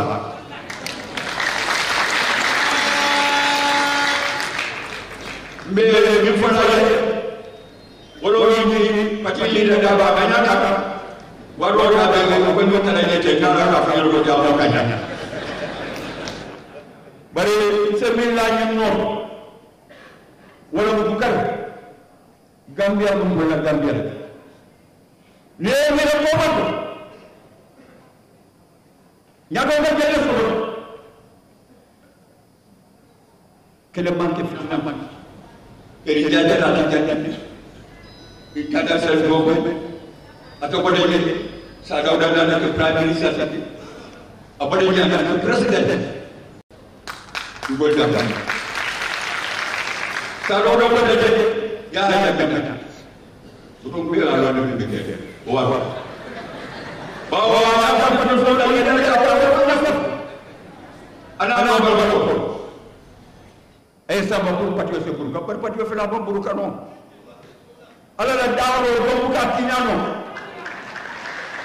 ala la dawo do bu ka tinyano usel la buto na ke banko la ka ko ni da ko ni be da amante ni bi da ba ni na ni chawa ay wata ni kite kalida so be no fo be ka kalida na kada na fero wa fero ma ba abi ni da telefon ni fero wole usel da la mol futi bari usenu na lawo jama fa ya hakati kuno wele ta foso ko beske to woni nyala sekol ko de nyala ta ke nyala ñim fofo na man na nyala wala ko sibu nyala solo ta den solo ko ma lamma ani modol mbe dani wokela bari usen bina wotol pour wasa duwani ni usen la diamolo wati tata to wati bawa ko ko fari diamolo tek mbari jayila mbari tentula ala baraka armanga ku fa tay ko ala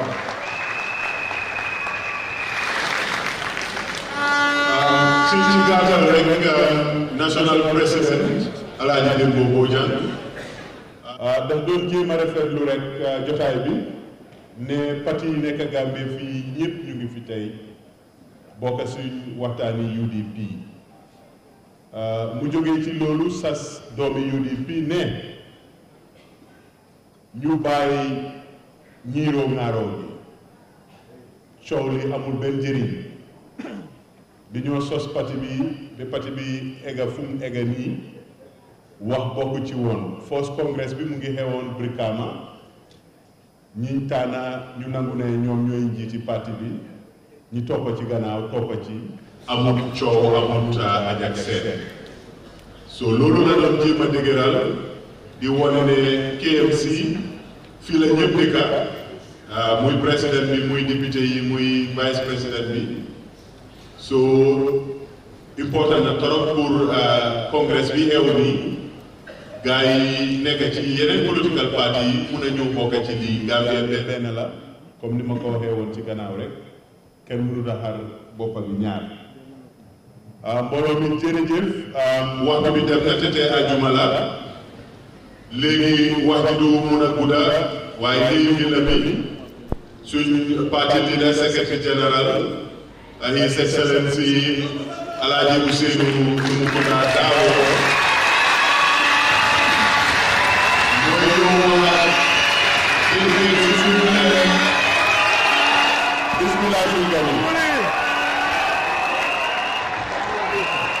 Ladies and gentlemen, the Secretary General,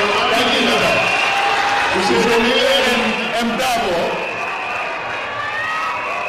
Lawyer Darboe will speak to the delegates.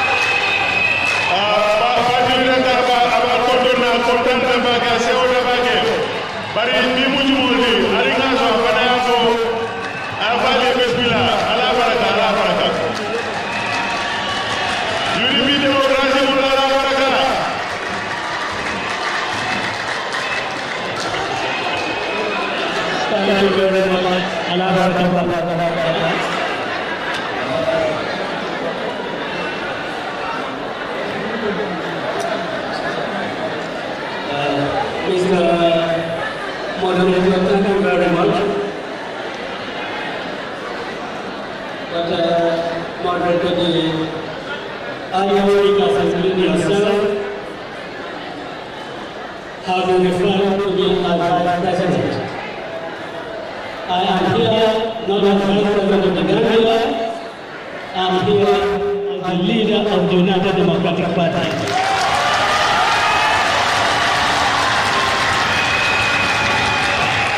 In Congress with members of the United Democratic Party, graced by my colleagues of the other political parties. So I will run until Sunday, until we wake up from here on Sunday. I just like to refer to as Mr. Dabo, leader of the United Democratic Party, as Mr. Dabo.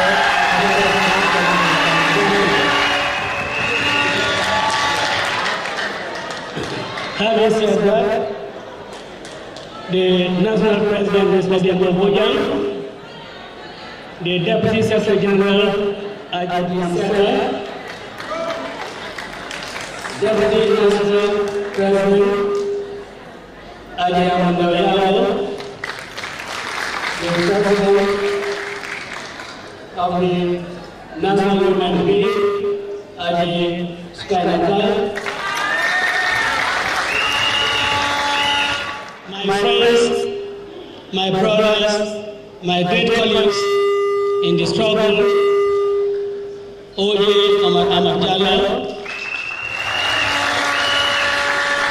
Mr. Makiamo Samuza, MCP, Mr. Ahmed Maifati of the GNC, representatives of GDC, GDP, and all other colleagues, and of course, Aja Fatou the co-chair of 2016. Members of the National Assembly are present, the mayors of the city of Banjul, the mayor of Banjul municipality,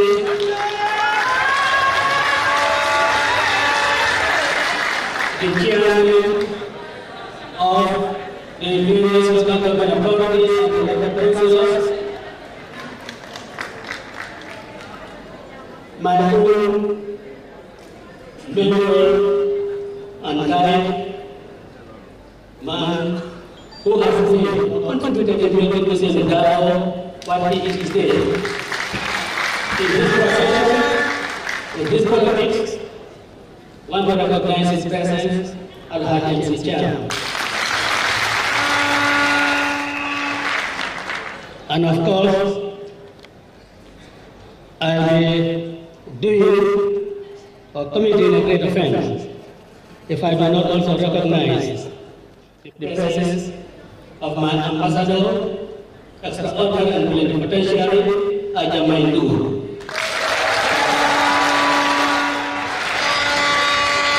I also wish to recognize the presence of my companion, whom we call Sumaharit Aja Salidao. Distinguished delegates, distinguished invited guests, ladies and gentlemen, I wish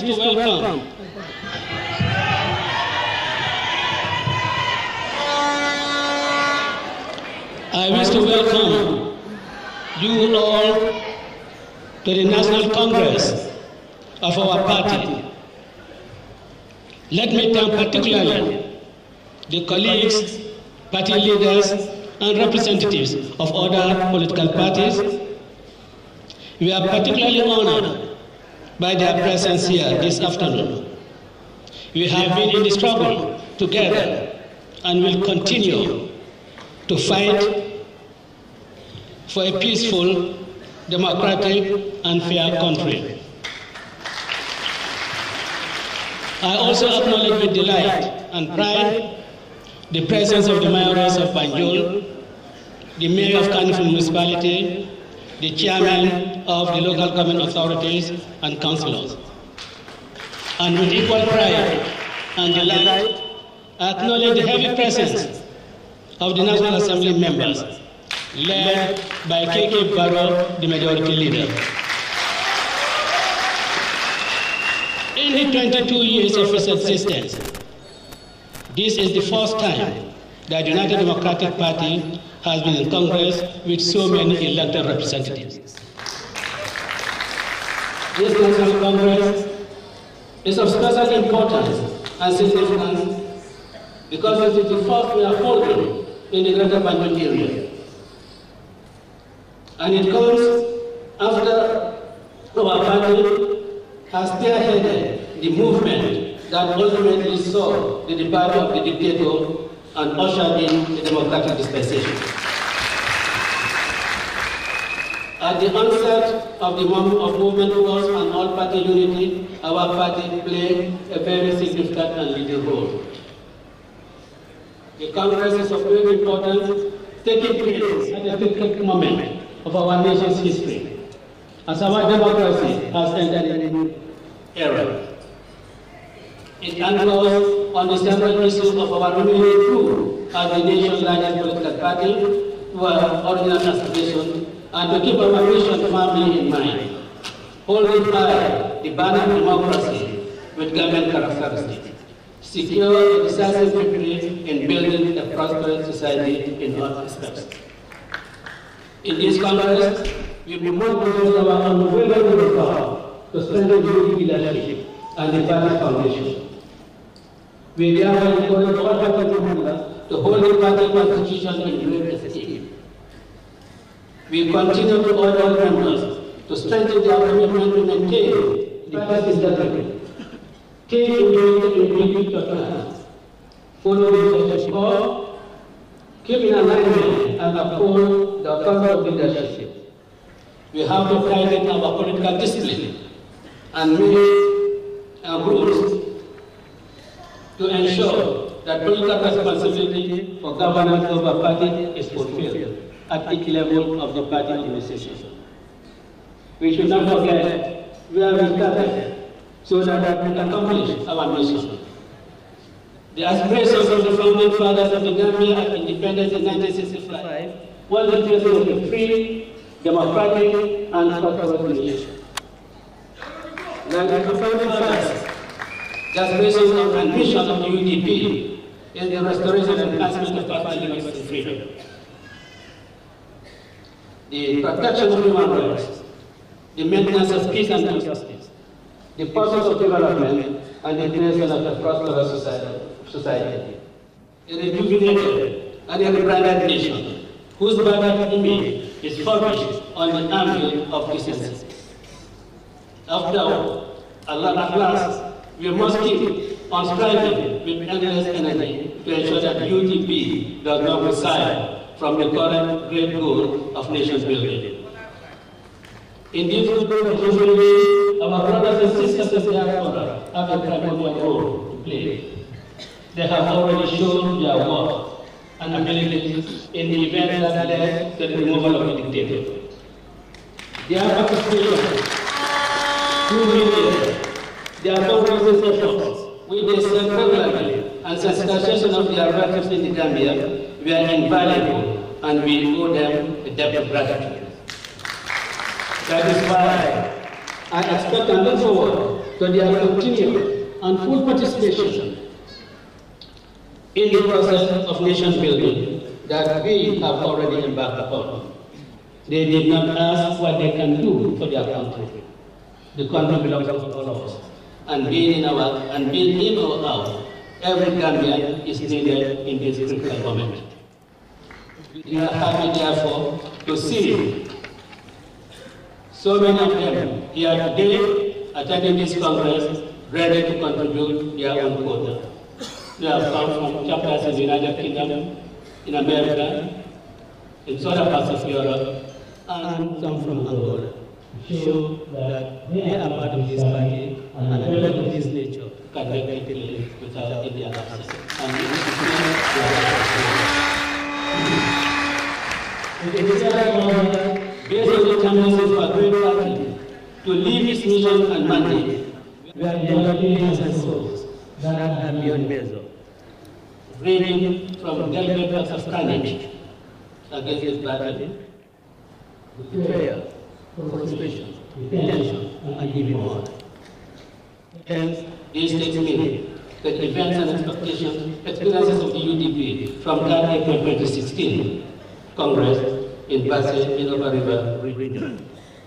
The success of the April 2016 demonstration led by Fatou and the moral of study with sustainability by our people, Solo Sunday, Solo Program, Lamaro, among many others. And not forgetting the millions of painful imprisonment we were subjected throughout the 22 years of dictatorship. People who suffer this and still continue to suffer. Nobody died. Fatou, Fatou, and a host of others. And he is all to liberate this country from the clutches of dictatorship. And the UDP is bent on ensuring that dictatorship in any form does not return to this country. They have lost their lives, they have lost their liberties, because they are support of values. Values that are enshrined in our anti-corruption laws. Values of efficient society. Values of conducting politics with decency. This is what they fought for, and this we must continue to fight. Those who are living with disabilities, inflicted on them by dictators, we must ensure that their feeling of our human group is not fulfilled, and those who are born and raised beyond have not gone beyond Allah.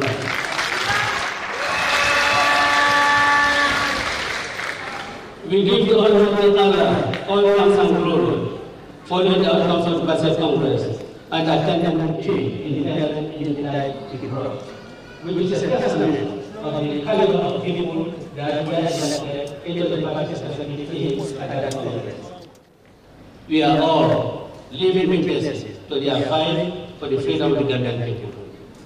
While I was under incarceration with valuably 50% of the leadership of the UDP, by the last time they took up the struggle in a very formidable manner under the leadership of Adrian Seda, our Deputy Secretary.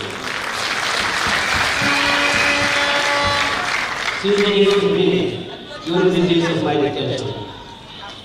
She led the UDP and worked the version of the coalition design and proposal, and so its implementation together with all other affected parties.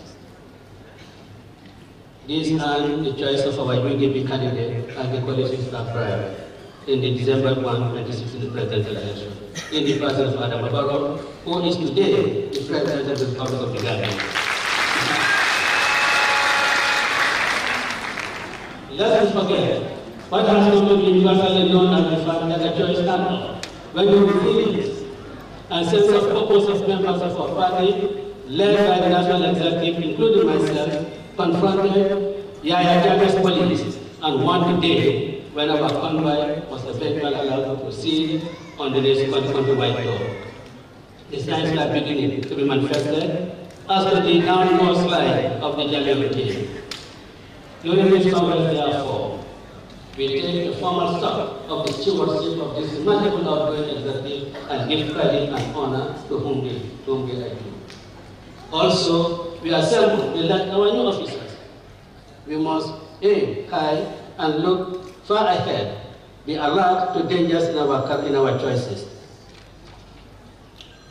In order to pursue new effective strategies and to break new ground, let us never be hardened to change.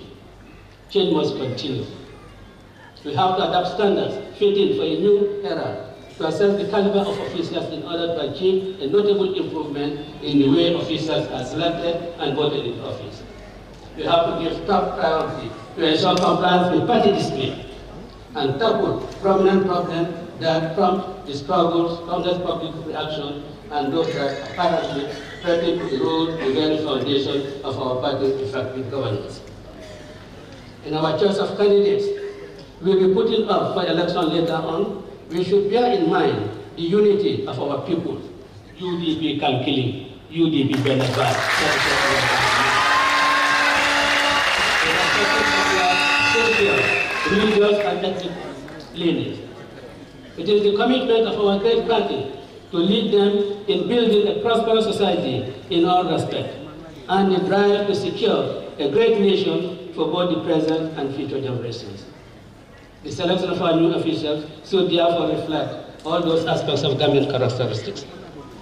The last 2 years has been truly remarkable one in the course of the development of our party and the country. We have encountered profound changes as the Gambia has entered a new era of socio-economic and political development.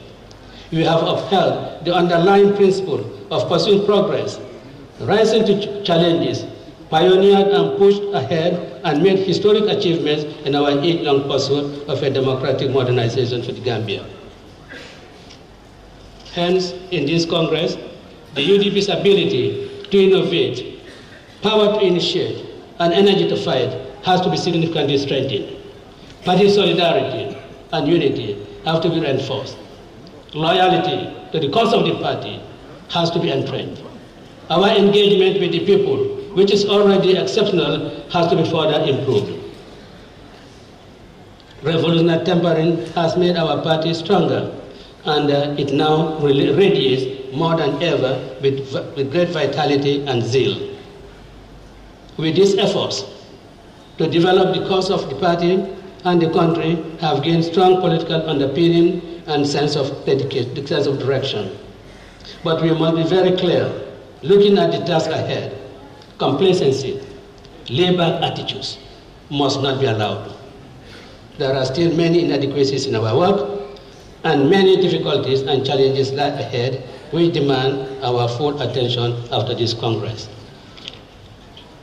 Today, the UDP indeed has a great cause to celebrate. The achievements of the past 2 years have touched every section of the Gambian society and broken new ground, bringing profound and fundamental aspirations. For many years, our party has demonstrated tremendous political courage and resilience and a powerful sense of mission. It has developed new ideas, new thinking, and new strategies, adopted a raft of major principles and policies, launched a host of major initiatives, and pushed ahead with many major tasks, all of which have brought us to the exalted position we find ourselves today. We have solved many tough problems that we are long on the agenda, and accomplished many things that we had wanted to do. With this, we have prompted historic shifts in the course of the UDP and the country. These achievements attributable to the strong leadership of the party, Central Committee, and National Executive Committee, and more importantly, it is the result of all the party members and all the Gambian people pulling together in their pursuit to win freedom and create a better Gambia. This new era, therefore, will be one of building on past achievements to further advance our cause, and of continuing in a new historical context to strive for more success. Our mission is a call to action. We must live up to the trust of the Gambian people, have some glaringly placed on us, and prove ourselves worthy of history's choice. And talking of gaining Gambians' trust is to leadership. UDP leaders believe that it does not have to sign any contract with anybody.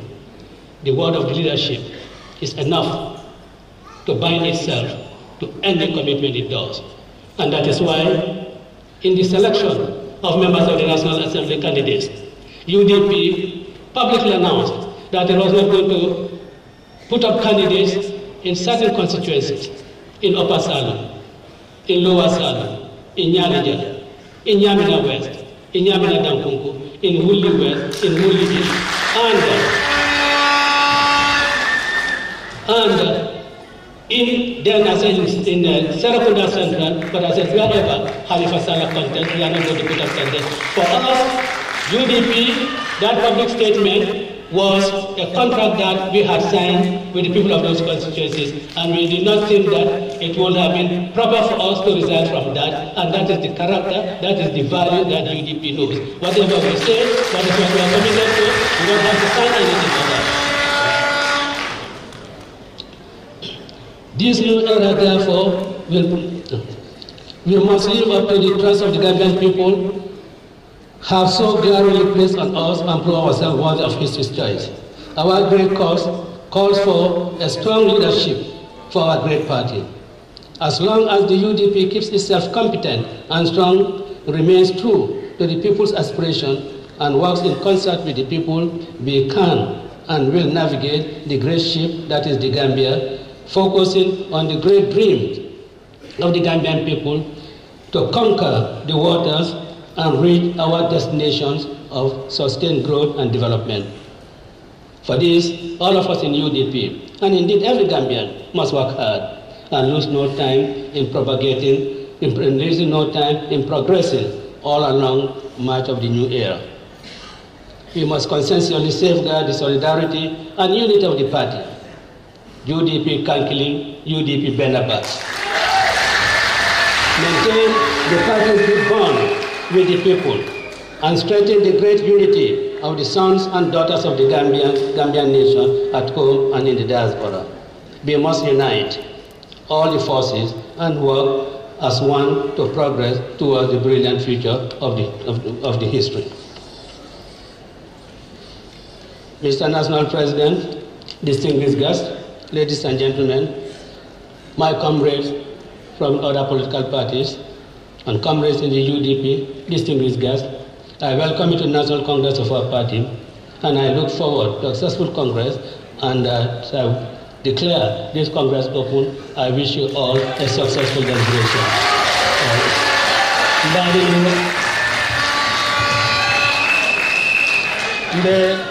Me kontaan ro follow la na national president la Alay Dembo Bojang ka deputy secretary general Ajayam Seka ane mon man be siring tabulu bato janto ntero lu kafu nyolu ndo ku nyolu mele alon ka ko wala fana mu nyaton kolti pati ko tanto belbe ma be janto Alhaji Omar Diallo ma janko Samusa may Fati ani GDC la momem nata janto kana ma be janto kontanta alla nala janto ani former vice president her excellency Aja Fatmata Diallo Tambajang mayano kaboko adano coalition 2016 la chairmanoti ko chiati ani demo boja itelekata ko chiati be kontonna manyina of course Mr. Eme Bala and Busu Bala Government President Kamnyolu na Ambassador Aja Maindur and Terma Aja Sani Ifana Bijanto Mbe Kontona ina Mabe Janto ay kontan anim fa Alhaji MC Cham na yalla nakaram ko banala ya karana to momena ay menki jeto ana menki na politiko to ana mabe janto ay kontani ngala na ta janne kana kadua ke janto.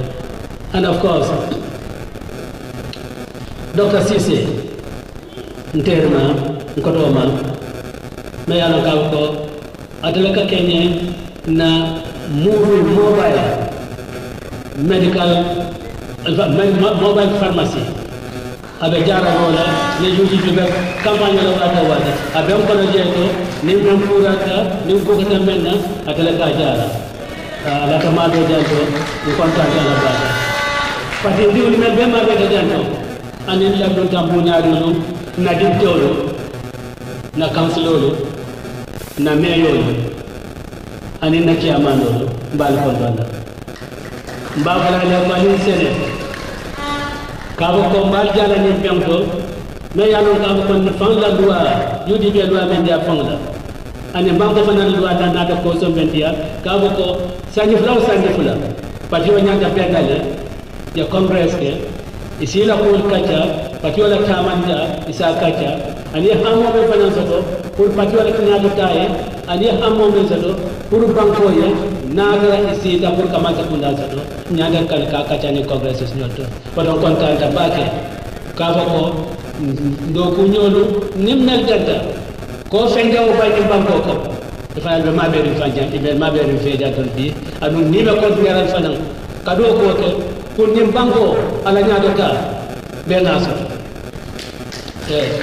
ñim banko de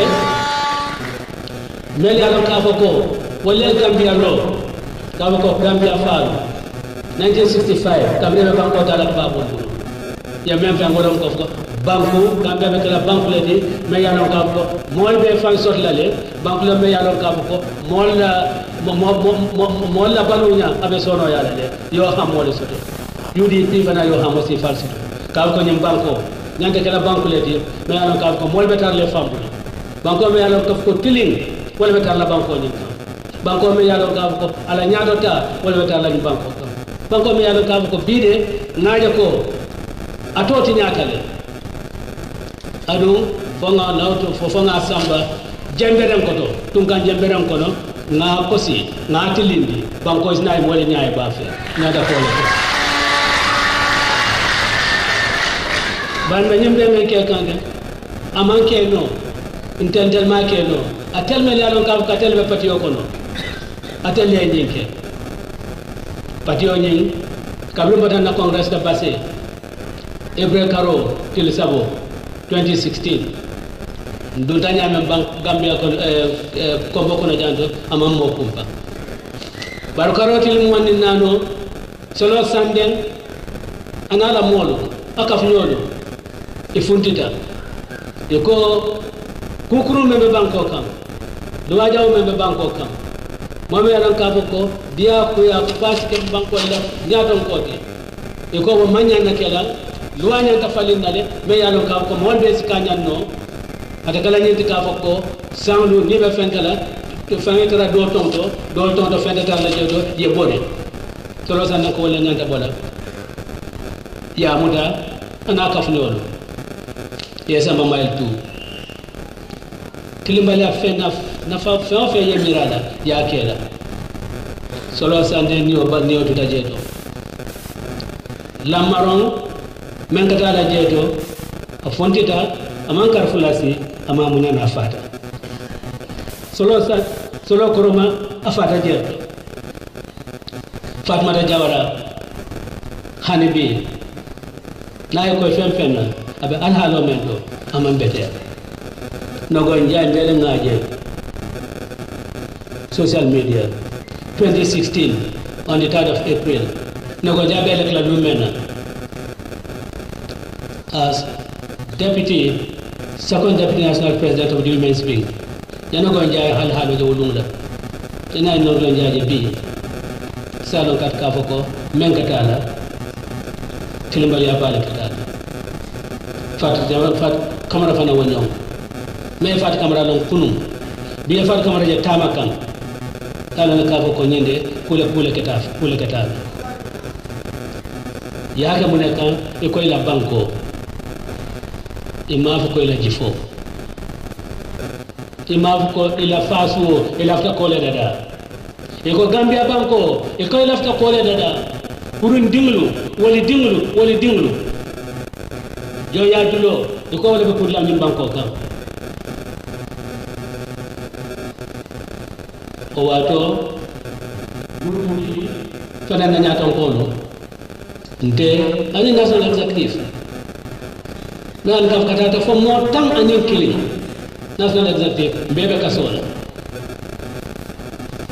wana Gambian ko be sentanyola ni mel denta ni mel be ko nyum kono wo wato kono opposition party ono be kafta nyoma ko bi o nyina nyimbe danale adanta kankiliya wala ya dal UDP man fellon na man ka kankiliya wala ya nan ko United Democratic Party ko kankiliya na lafta pole sabate ka do ko bana men na do ko be ya ka ko Gambia lafta le akran tra Afrika ba ko mo le ke ay tare ko kaya na ba ko lafta le na way mo ka kala fay ta di fanga mo ne ya ka ko be situation do be wala na kala ko ka di fanga ne ma so no be men di la di bayana katale kajuji fanni kama ko teman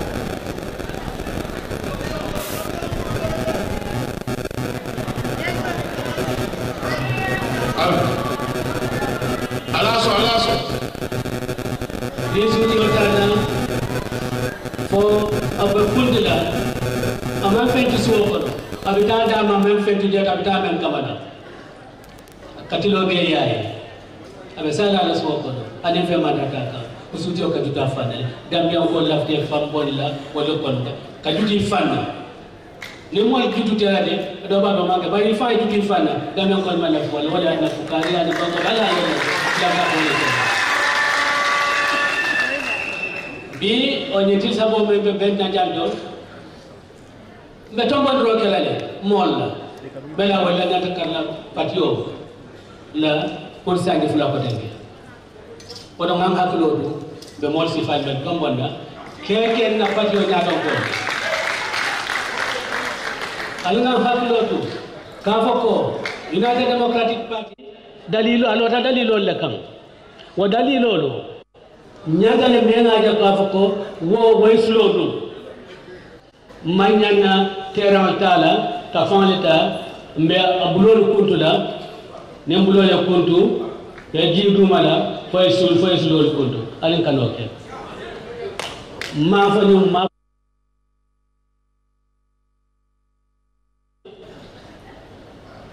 ala tanko mo gambia ala tanko reke United Democratic Party kankiling siasa United Democratic Party mo tema gambia kankiling be dola gambia ba bani wali wata gambia ko dama do wali dale wado be mol mel tombona nsi kesu kende ke pala sola dia kana kendi na mo kije to me yanu ka ko de do ko ke non insal men be tambita ketato insani mo ani fulo men be tambita mo ma hello soto United Democratic Party to sanji mo ani fula hello ma soto United Democratic Party to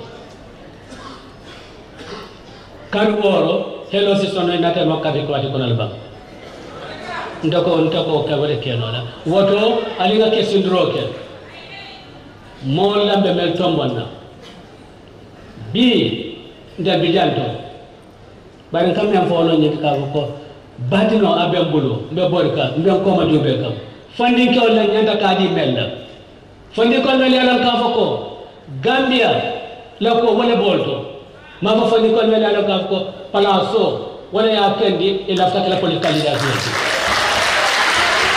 Those young men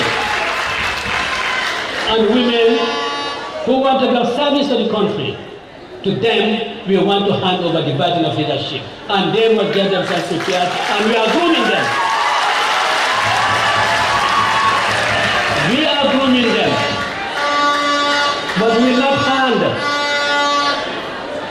not hand the burden of leadership to any person, whatever age bracket you might belong to, whose aspirations are not for the betterment of the Gambia. We will not do that. I have said it first as Sukuta, when Yusuf Cham was installed as political advisor to the president. I have said it there that nobody in this country, in his right mind, will dispute that President Adam Barrow is the president of this country. Nobody in his right mind. And nobody in his right mind will also dispute the fact that Ousainou Darboe is the leader of the United Democratic Party. And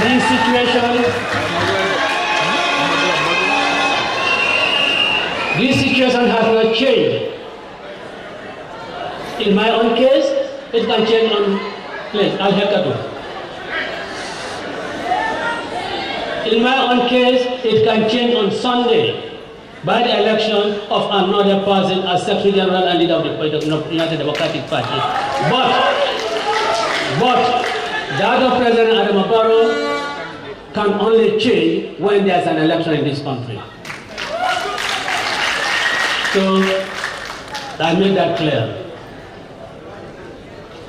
Because Momo yang kami kabako ihaklo ye Fatou yaklo isondo mamanyami itenyi sosola ko president Adama Barrow le ni bankola president ni me fefe yo sosoto ko de tamadi man ihaklo nyami kala ba ni me fane sosoro ke ni nako Ousainou Darboe lo United Democratic Party la nyaton koti ko de mari ihaklo nyami kala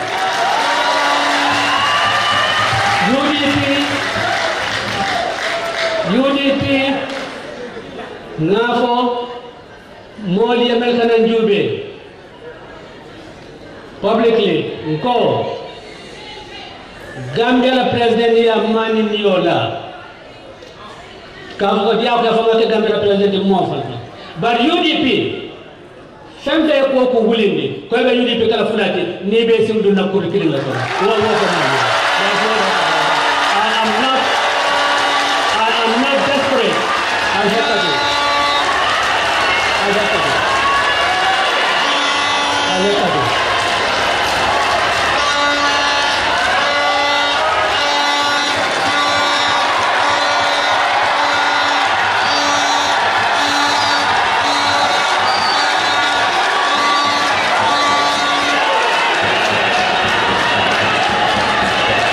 Ali Sabali. Deglulen. Please listen, please. I am not desperate. I am not desperate to be the president of the Gambia. But any person of whatever description, of whatever station in life, who attempts to divide the UDP, I'll take you head on long, I'll fight you to prevent that. That is my mission. I will not preside over the disintegration of the United Democratic Party. I have been elected to preside over the unification of the United Democratic Party and to get more people to join the fold of the United Democratic Party. Any attempt by any party to do this and fight.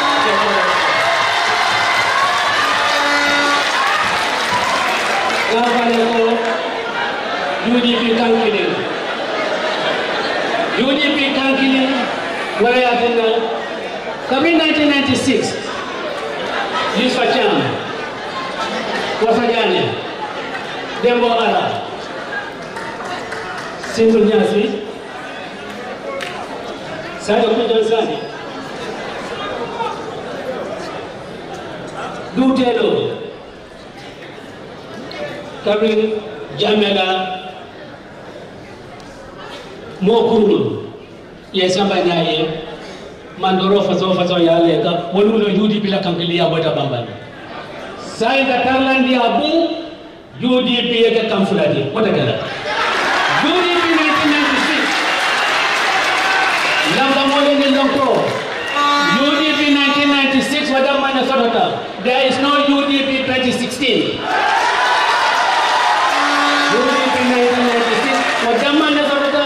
There is no UDP 2016 because it is the UDP of 1996 that brought up in concert with other political actors.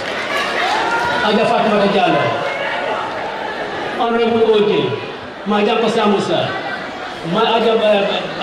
Alad Mai Fati, and the host of others who are Ahmad Ba. It is UDP 1996 that formed an alliance with them and booted out the dictatorship in 2016. So there is no UDP 2016. There is no UDP.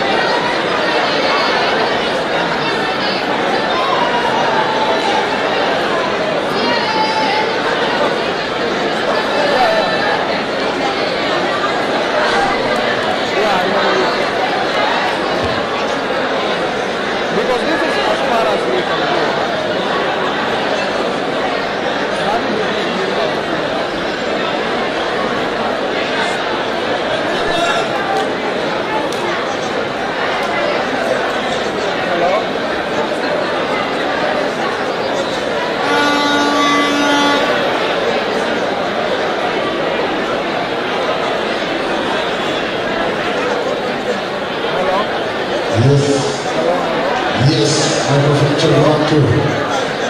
Yes, alright, check 1, 2. Yes, check 1, 2. Yes, alright, check 1, 2. Yes, check 1, 2. Yes, madam, check 1, 2.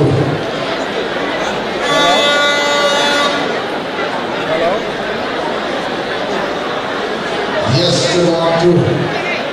Yes, alright. Alright, check 1, 2. Yes. Yes, yes. Yes, microphone check 1, 2. Alright, alright. Check.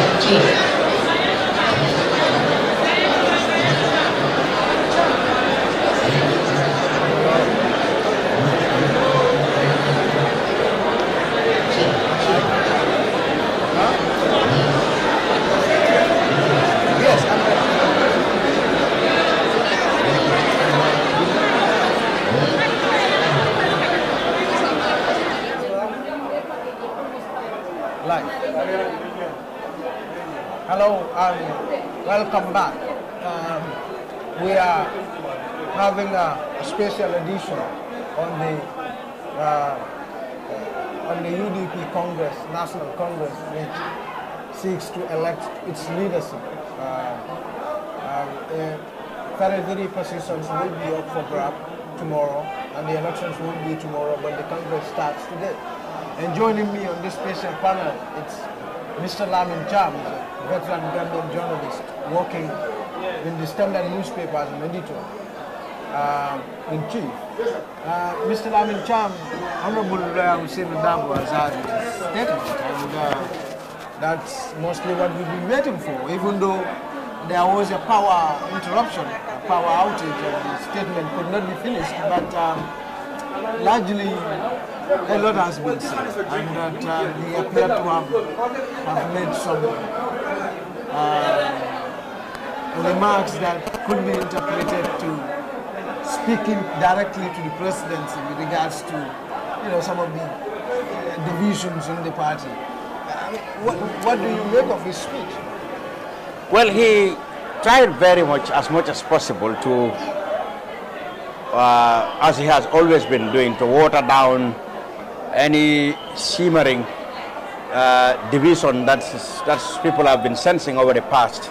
But in the later part of the speech, he actually, what I will call, he drew the boundaries, and he drew a red line. He said he may not be desperate to become president. He said that is not his ambition at all costs to become president, is not his agenda.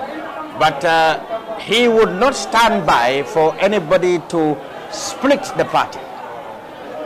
So this is open to many interpretations, but like you said, yes, one can sense that he's trying to say that if anybody's ambition is to get to the presidency by dividing his party, then obviously you are in for a fight. So Mr. Dabo has been quiet for a very long time. He's often denied fracas in the UDP. Two things appear to have happened. One, he appeared to have confirmed there is division, or at least an impending one. But he also sends a very strong message to say he is not going to tolerate that. That's a red. Yes, I could say he was a bit reluctant to portray any semblance or any resemblance of a division. As you could see, he was very cautious in his speech. Official statement did not contain anything that we can take for to be pulling punches. But when he gave his subsequent, when he was rounding up in Mandinka and in English, he came to clarify it and to draw the boundaries that he would not sit by for the party to split. And I think what he definitely means here is that if anybody's ambition is to split his party to get what you want, then of course you are in for a fight against himself. That's what you can gain from that. So if anybody's ambition is to use the UDP platform to get to where you want to, example, splitting the party, then he would not sit by and watch that. So that is it. He virtually drew the line and drew his red line that when it comes to splitting the party, he wouldn't accept it. So if anybody is trying to do that to get to somewhere, well, that was saying that you are up for a fight.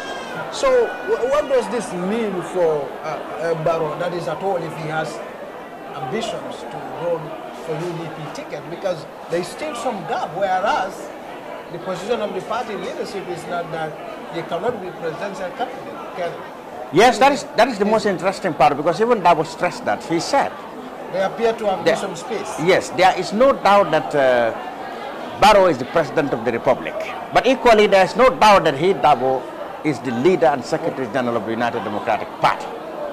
Now, for most observers, you know, until 2016, these two positions are one and the same. It was only because he was in prison that it became two. Now, it is now difficult. It's now difficult in the light of all what happened for anyone to believe, that it is going to remain this way until 2021, when the party will come to decide who will become the presidential candidate. Because it looks like now what is in doubt is who will be flag bearer and not who will be the party leader. So you understand what I'm saying now? Now, if you interpret the fact that because Dabo made these two definitions, it means that Barrow can still become presidential candidate as it states. That means that it could mean that the door is not entirely closed. But he did not specifically say so, because you know you have to look at the track record of the party. Until 2016, when Dabo was incarcerated, these two have never been different. They have never been different. The party leader is always the flag bearer of it. Now, after the 2016 elections, these two becomes different. Now, it will be important, it will be interesting to know that they want to keep it like that way until 2021, when we will see. So Dabo, without to leave you, Dabo is going back to his speech, to complete his speech in Mandela. We will bring him back.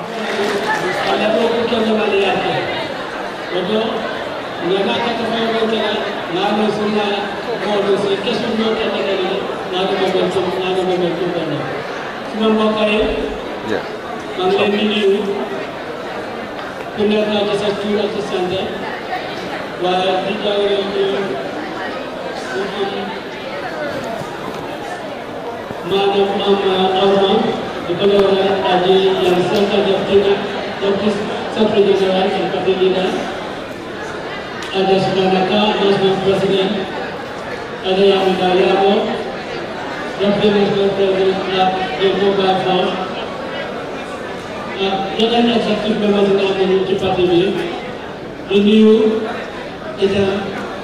Suin Hareti, Suin Amdi Jamai, Suin Natangoy, Suin Hamne, Suin GTN Party, Amat Jallo, Gatan Nafi, Moy Tay, Moy leader of the PDP, Madam Samuza, my UDP, Ahmad Fati, the GMC leader,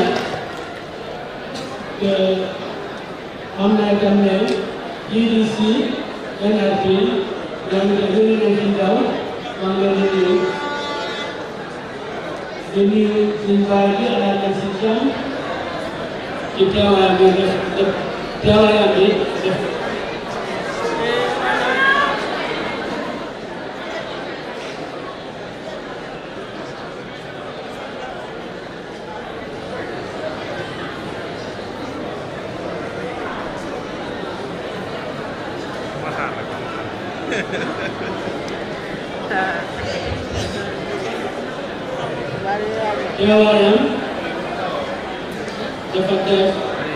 sudah kami angkat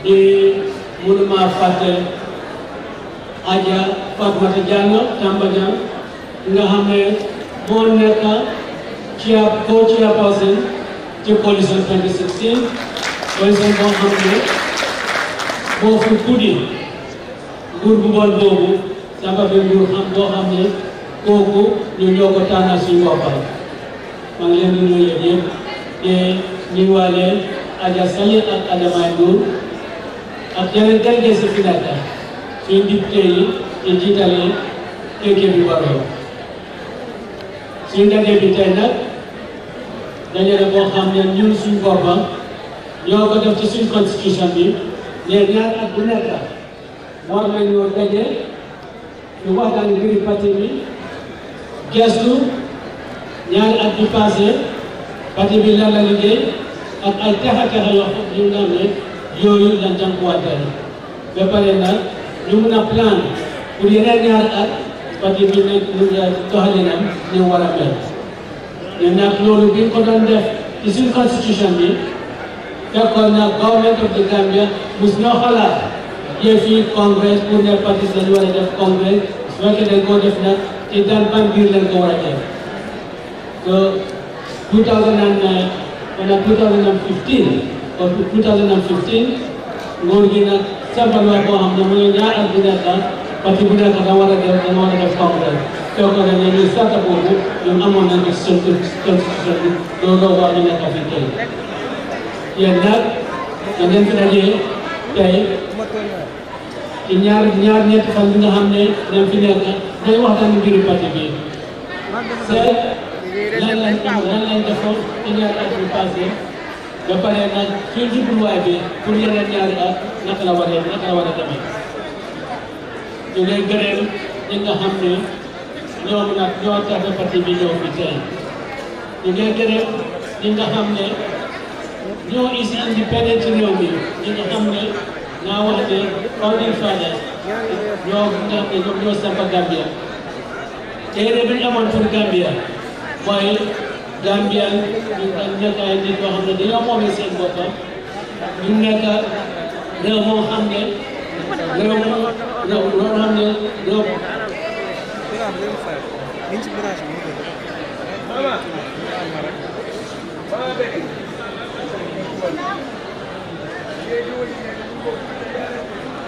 na nekk réew boo xam ne ñëpp nañ ko ñëw suñ seen xalaat nag façon xalaat boobu la United Democratic Party tam am pour Gambia looloo war ci at yi passé yëpp ñu ngi jànkuwante li fi nekkoon lu bon fi nekkoon pour ñu see génne la tey waaye yàlla dimbale ñu nag ñu bokk ak yeneen parti yi ba am li nekk ci Gambia fii tey loolu nag war ñu ko jaaxane li tubaab yi wax standard opportunities loolu waruñ ko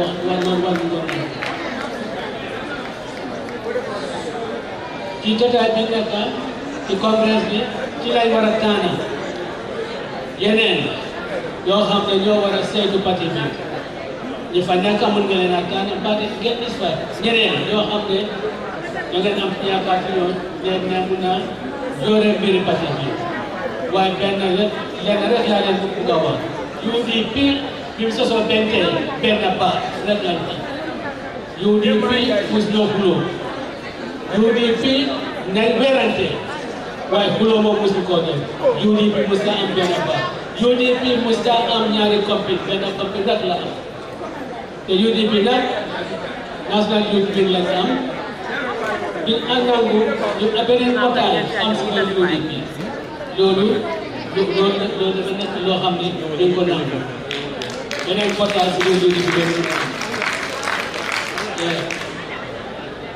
parti bi nag balaa moo ak si fii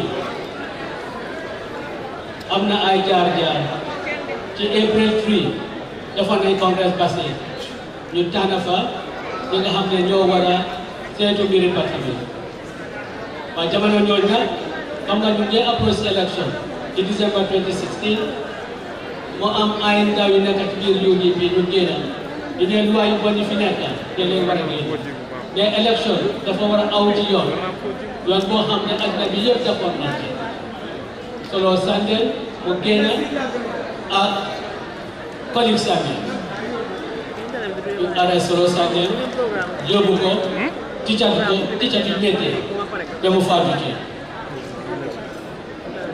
on the 14th of April Fatoumata Jawara nekkoon diggante dee ak dunda Dogo Ndiaye diggante dee ak dunda Fatou Camara diggante dee ak dunda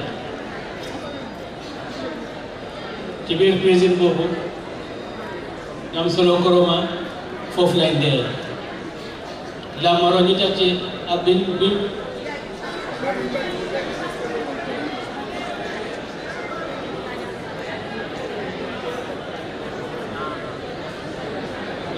leen dal def leen dal nekkut ne dañ doon ut dara pour seen kër nekkut ne dañ doon ut dara pour seen njaboot yi waaye réew mi moo leen ñoroon ñu tap ci seen bakkan pour gis ne réew mi génn na ci loxo bu bon bi nekk li leen dal nag soo naa leen loolu moo dajale Gambian si yëpp ñi nga xam ne bokkuñ parti waaye ñoom ñu benn bokk benn xalaat mooy ne pour génne fi Yaya Jammeh ñu bokk nag from coalition 2016 génne fi Yaya Jammeh li tax nag ñu génne fi Yaya Jammeh values yooyu UDP am na nag yeneen parti si loolu la ñoo toppa ba gis ne Gambia mucc na loolu la ñoo toppa ba gis ne lu mel ni Yaya Jammeh ñëwaat ci réew mi loolu la ñoo toppa ba mel ba gis ne ñëw di doon jàmbat amatul ci réew mi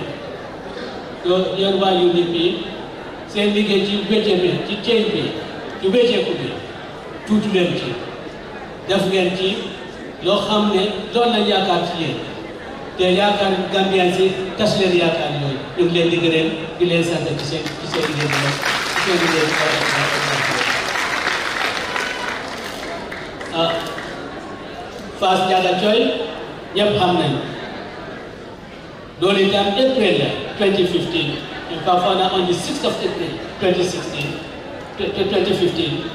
bi Yaya Jammeh police cabinet ñu Fass ne ñu dem ci suñu campagne bi waaye nag UDP li ci liñ góob ñu téye ci ñu leen ñu dem foog ñu dem ñu am fu ñu def fu ñu leen di dellu si bàyyi leen xanaa ngeen gàkkandu ku nekk gàkkandu ngeen sànni si biir moto yóbbu ñu bari waaye ñun bii dem Banjul tey bii dem Banjul ëllëg boo Yaya Jammeh ne réew mi ñun ñoo moom ñoo ko bokk il faut ñun ñoo ko fi ëpp doole ñu gis ne nag ñoom ci li nekk ñu nga continuer ñu ñoo bàyyi ñu continuer ci seen liggéey bi bés boobu la Yaya Jammeh bés boobu la wàcce bés boobu la wàcce benn bés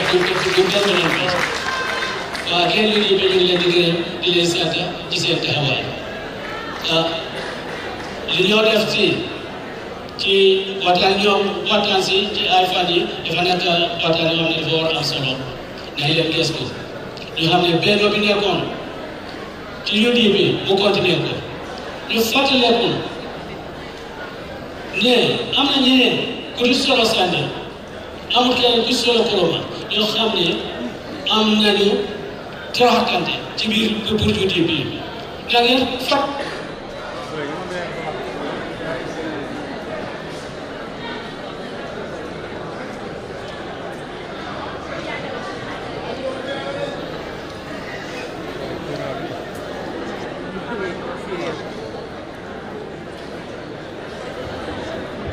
na ngeen fàttaliku Alaaji Karamo Touré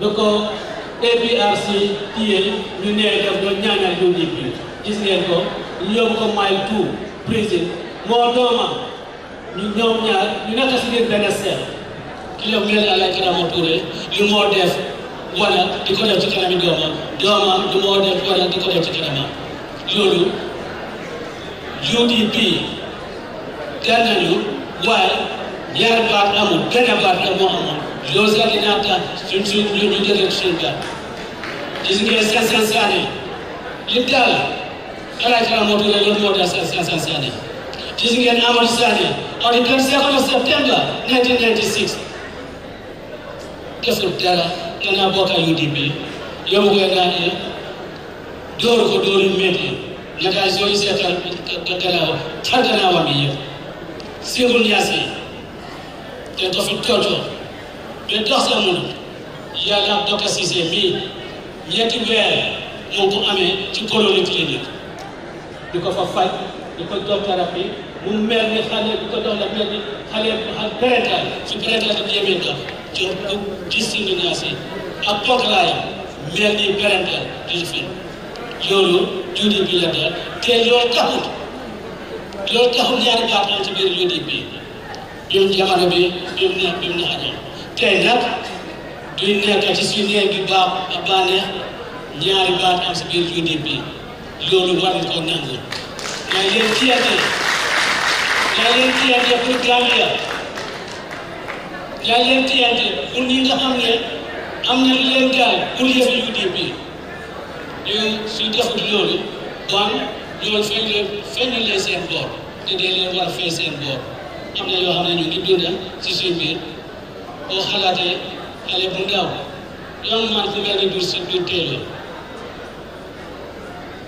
lu bon loo xalaat def nañ ko loo xam ne Jammeh ñem koo wax ci kanami mbool bu mel nii waaye taxut mu jóg dóobi UDP dafa gën a nekk ci UDP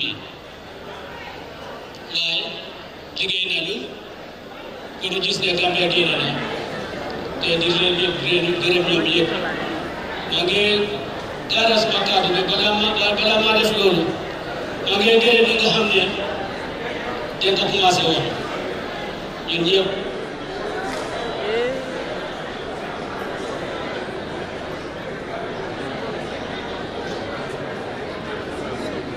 ay xale yu gàtt yi doo ko ba dema baaraam Sidia Sadio dañ ko war a fàttaliku dañ leen fàttaliku nag ñeneen ñi nga xam ne teelu ngi dina ñu ngeen ñun waa mus ñu fee nekk parce que seen yaram neexul ñu ñaanal leen Adja Diamande Dramé the honorary now vice president of UDP Westfield Adja Mamouna Daw Adja Nakoor Maro Adja Binta Diop ak ñeneen ñoo xam ne tey su fekkee woon ne seen yaram nangu na kenn leen fi jiitu te benn tey ñu ci ñi nañ leen téente ngir ñoom pour suñu parti bi jëm ci kanam kon leen di gërëm wa salaam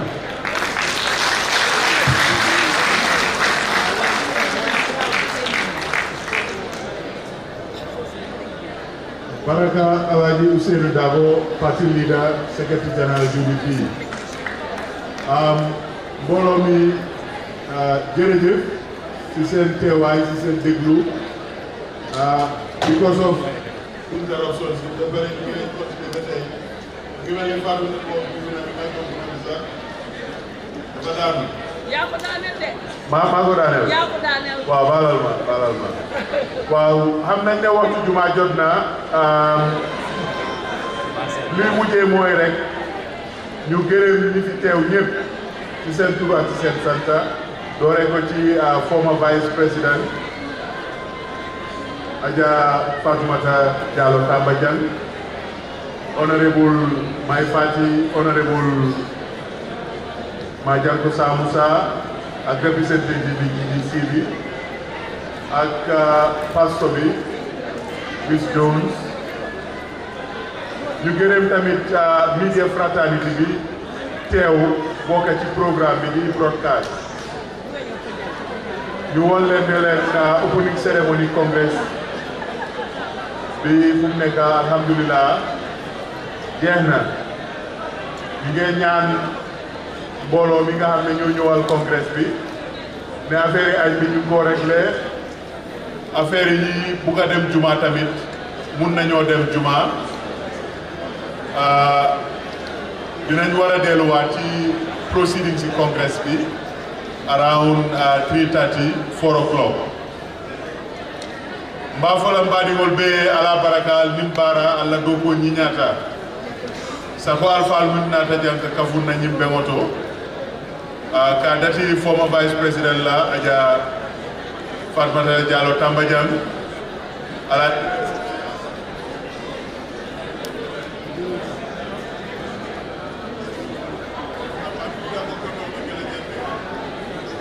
ala na fo na lutawol ɓe na konton batu noolal ma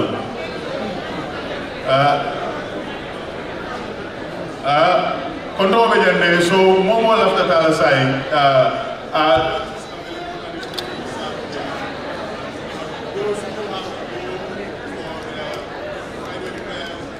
and our distinguished guests who for other reasons have to go are now excused. Again, we thank you for coming and may God bless the Gambia. Long live the Gambia. Long live a united Gambia. Thank you very much.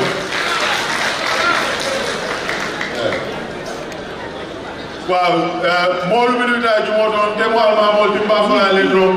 Jamo Vajane, banda fana jama mol kasal yele juma wado sida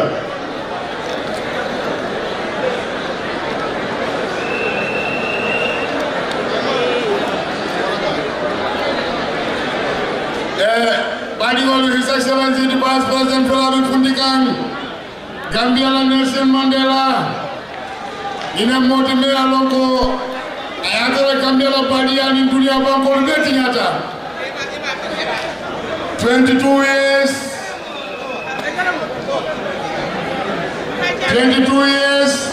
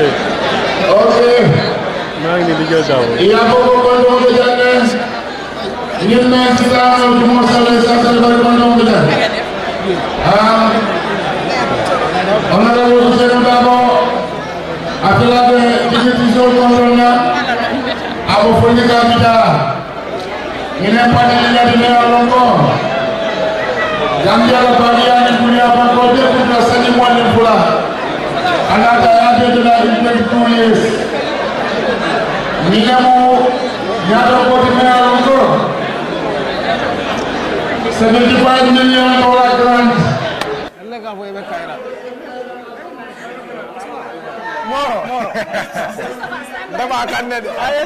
Storage in Zimbabwe.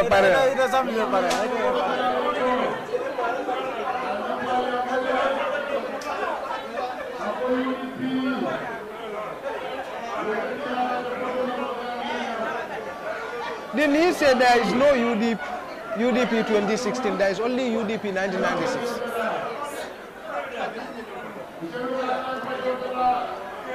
Can I get a very good picture of him?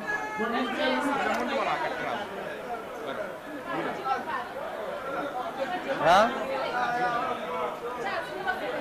Mamera. Are you live? We are live in Tolbe. Kachaka.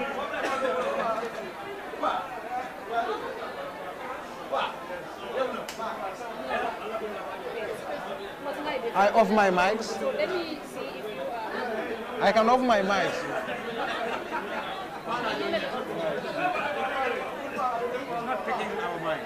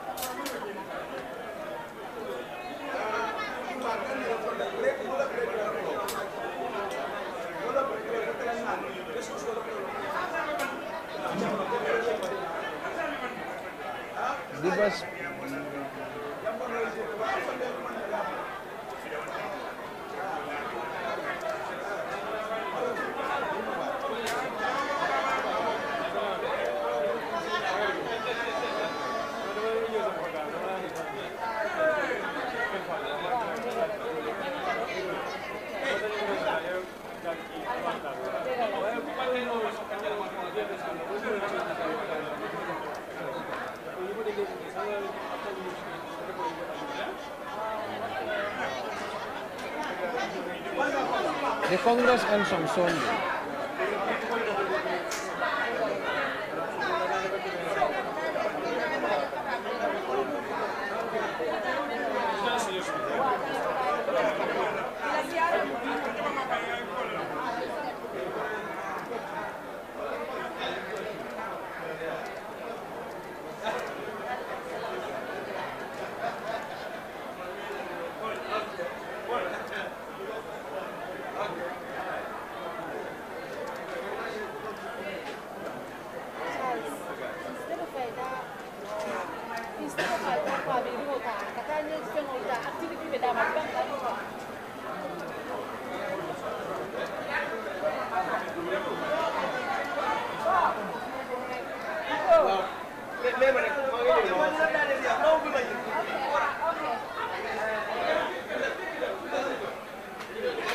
Hello?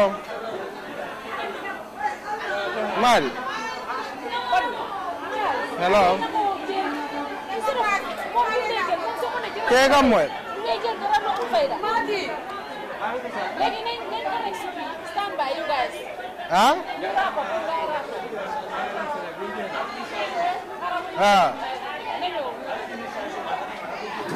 Madam, you talk about UDP do la to chocho be siar, huh? Okay. Madam nge call na nyar. Chocho be siar njambaka, nen findi da nge call.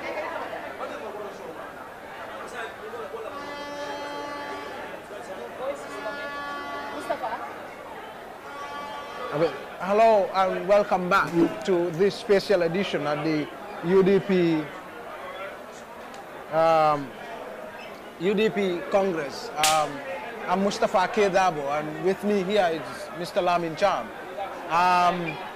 The United Democratic Party has begun its Congress, and today is the first day. It's just opened. Lawyer Hussein Udaba has just finished his presentation. He has finished the opening, and some delegates have gone out to pray. It's ending now. This is the end of the opening session, which the continuation of from where would be a closed door session, which is mainly for party officials, and the journalists would leave. But before we leave, I have Honorable Cham here, who was at the UDP's first meeting since they were established in 1996 in September in Birkama. And he happens to be here when this major transformation is also happening. This is perhaps the most competitive, the most talked about UDP Congress in their history. Mr. Cham, what's the takeaway in the old man's speech? Well, like you said, undoubtedly you are right that this is quite the most talk about Congress since the first one in Brikama. Not least because it is the first time also you can say the party has gained significantly at the polls. They have the most National Assembly members and they have the most representatives of the local government. So this is the first time they are going to a Congress with such a success at the polls. And it's significant also with the build-up to the Congress, you know, of course, have been characterized by too much of noise and a semblance of disunity. And it has been alluded to by the various speakers. This is a watershed Congress. Absolutely. Well, from what the party leader Hussein David said, I mean, and what I have seen in the whole is that he still has overwhelming support among the grassroots members and delegates of the Congress that have turned up here. And he has come out with a strong message that I think will be interpreted in many ways, but you cannot escape the fact that he is trying to be very firm in his stand as the leader of the party, and he said he will protect that mandate that's been given to him by the Congress. Now, whatever this means, of course, I think it should be what he meant to say is that, okay, whereas there is no doubt that there is a President of the Republic who comes from the UDP, there is no doubt also that he is the leader of the party, the United Democratic Party. This is if anybody wants to split the party for any ambition, no matter your description, he is going to fight that. So that is the message you come from that. So if there's anybody over there who has an ambition and you want to use this ambition like splitting the party, so that would seem to be saying that we are watching you and we will resist that. Of course, this message will be interpreted in many ways, but it's a strong message that shows that, and from what we've seen from the delegates, it looks like they still have an overwhelming support in the party. So, talk to us about it. I mean, this is, it says, I am not desperate to be president of the Gambia, but any person, whatever your designation, who wants to divide the UDP, I am ready and prepared to log on with you because I am elected to lead and protect the UDP. This is perhaps the strongest statement to have come from him since his wrangle within the UDP has started. And it's the first attempt of any time that he made, sort of, that looks like he's trying to address the problem with it. And even now he's been very cautious. He has always been concerned with the fact that he wants to maintain the stability in the party. He wouldn't like to chip in with some utterance that's going to further divide the party. Even in this one, you know, he's been very cautious from the beginning. But now it's very clear, and even he himself cannot deny the fact that there have been a lot of talk, and there have been a lot of rumors of divisions in the party. And this attempt by him seems to suggest that he is now trying to address it in a way that will still seem to be playing down the problem, but still at the same time seeming to address that yes, there are issues that we are involved in and we need to tackle it. So his message is clear. He is going to be the leader of the United Democratic Party. And like I told you, whether or not this, as well as the position of flag bearer is one and the same, will be known in 2021. I mean, it was only one occasion that the two became different. That time he was in prison. Now that he is a free man, we shall see what will happen in 2020. So, but what does this mean going forward? I mean, do you see the tensions going down, or do you see fears being allayed? If anybody's in doubt as to what the grassroots supporters' position is, as far as Dabo is concerned, within the party, I think this Congress and the utterances and the behaviors you have seen here showed you that the majority of the party delegates who are here absolutely approve Dabo to be the party leader. That's very clear. If we are in doubt of that, this shows that it's very clear. And this underlines that Dabo still remains a strong pillar in the party. For anybody who wants to do anything with the party, well, you have to have Dabo's blessing. So, I mean, do you see that impacting positively on the UDP going forward? Do you see that ending the division, or do you see that bridging some? Well, and some people understanding their position. But if there are, yeah, that's what I'm saying. If there are people who are desirous of pursuing an agenda that is going to run parallel to the unity of the party, as that was highlighted, then they will have to try other means. They will have to change strategy. But if the agenda is to split the party for political gains, well, Dabo is saying that's not possible. So we can assume that anybody who's with those ideas will have to change strategy. So I mean, we've been here for long, and it's time to perhaps say goodbye. But if you look at the political landscape right now, and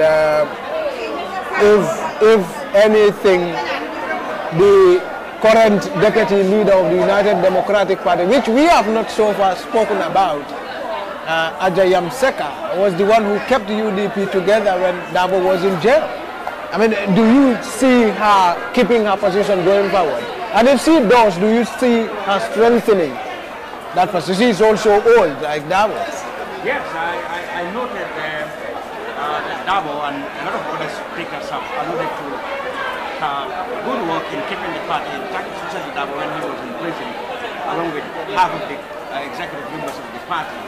And I can tell you that I saw from some deliberations, you know, for example, in the NBR, the regional, committee there, have already endorsed, have already nominated her to be the party leader. And I'm sure this feeling is shared, by in the UDP. Other delegations here. So if Dabo gets into the party leadership, which is of course no doubt, because she's the only one whose name is in the ballot, Ajayam Seka is very likely to keep her position. Now, overall, for the political landscape, it will be interesting to see what happens with the other parties. I mean, they too have interesting developments. For example, we would like to know the Gambia Democratic Congress, the GDC, top members of the party have abandoned the party, saying they are going to form another party. It's going to be interesting how the GDC is going to fill those positions, whether there will be a leadership challenge, I don't know, to Kande or something like that. So it will be interesting how the GDC fill those positions. In the APRC, of course, we will still want to see whether a leadership reform and there will be a leadership change, or they will stick. They are going to stick to Jamia as the party leader, or for the first time in their history, they are going to change to look for somebody other than Jamia, because there are a lot of considerations whether the party will go for a different leader to help their electoral chances, or perhaps they want to break away from Jamia. I mean, for them to revitalize or probably make themselves more acceptable to people who disagree with Jamia. That Congress also will be interesting. The NRP, PPP as well. There is a confrontation of the UDP. PPP also is. There's a simmering dispute as to what will happen. We know that there's a camp there, Alhaji Sise camp and OJ camp. Well, the officials will not accept that, but that's what has emerged. Although in the later part we have seen that OJ's camp, OJ have gone to Sise and they have a meeting.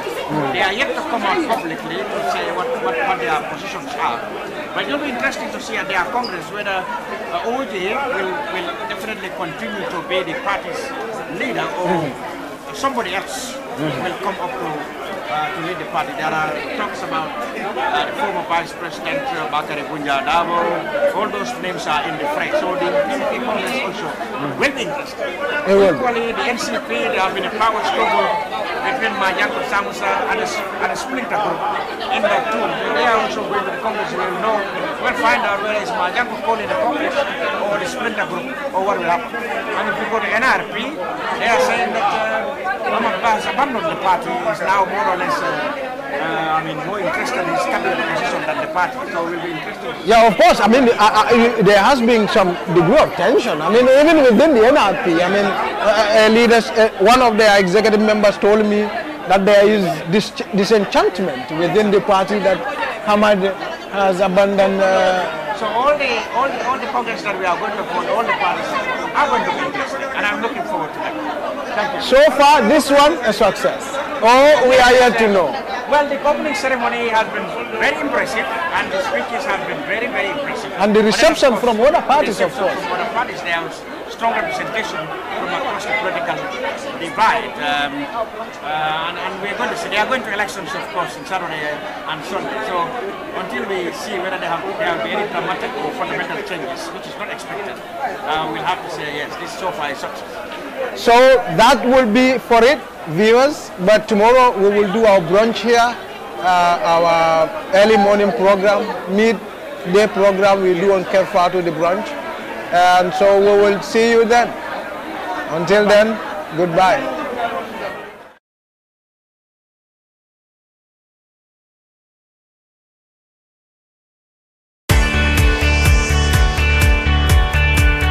Buying a plot can be easy, or maybe a tedious task sometimes, especially when you have so many real estate companies, agents, landowners, and even sometimes so-called landlords all calling to buy their properties. Getting the land is the easiest part, but owning the land with genuine documentation is the problem. We have seen unprecedented court cases of people going to court to settle land issues. If you're looking to buy a plot or a built home with no risk of stress, guys, look for the right real estate company. At EJ Investments, we don't just sell plots, we build communities, where any plot you buy from us comes with access to water, electricity, internal roads, and other social amenities. We guarantee you genuine contract documentations the moment you pay a deposit and a complete handover of your title deeds as soon as completing payment. We currently operate 3 projects in strategic locations, selling service plots and built homes in our estate 2 Jering Seafront, Sanyang Seaview Estate, and our Gunjur Sifo Coastal Highway Estates. Our plots are affordable. From only $90,000, you can own a home at our Gunjur Sifo Coastal Highway Estate. And from $200,000, you can own a home of your dream at our Sanyang Seaview and Lakeview Estate. Our 2 Jering Seafront Estate starts from $300,000. Plot sizes ranges from 20 by 20, 20 by 25, and 25 by 25. And we offer an option of 30% deposit and 2-year payment plans on our estates. A beautiful home with peaceful and happy neighborhood awaits you at our project 2 Jering Seafront Estate, Sanyang Seaview and Lakeview Estate, and Gunjur Sifo Coastal Highway Estate. Call our office on 4464-838 or 302-1056, which is also on WhatsApp. Email us or visit our website on ejinvestments.net to learn more about our projects. EJ Investments, way fast in property.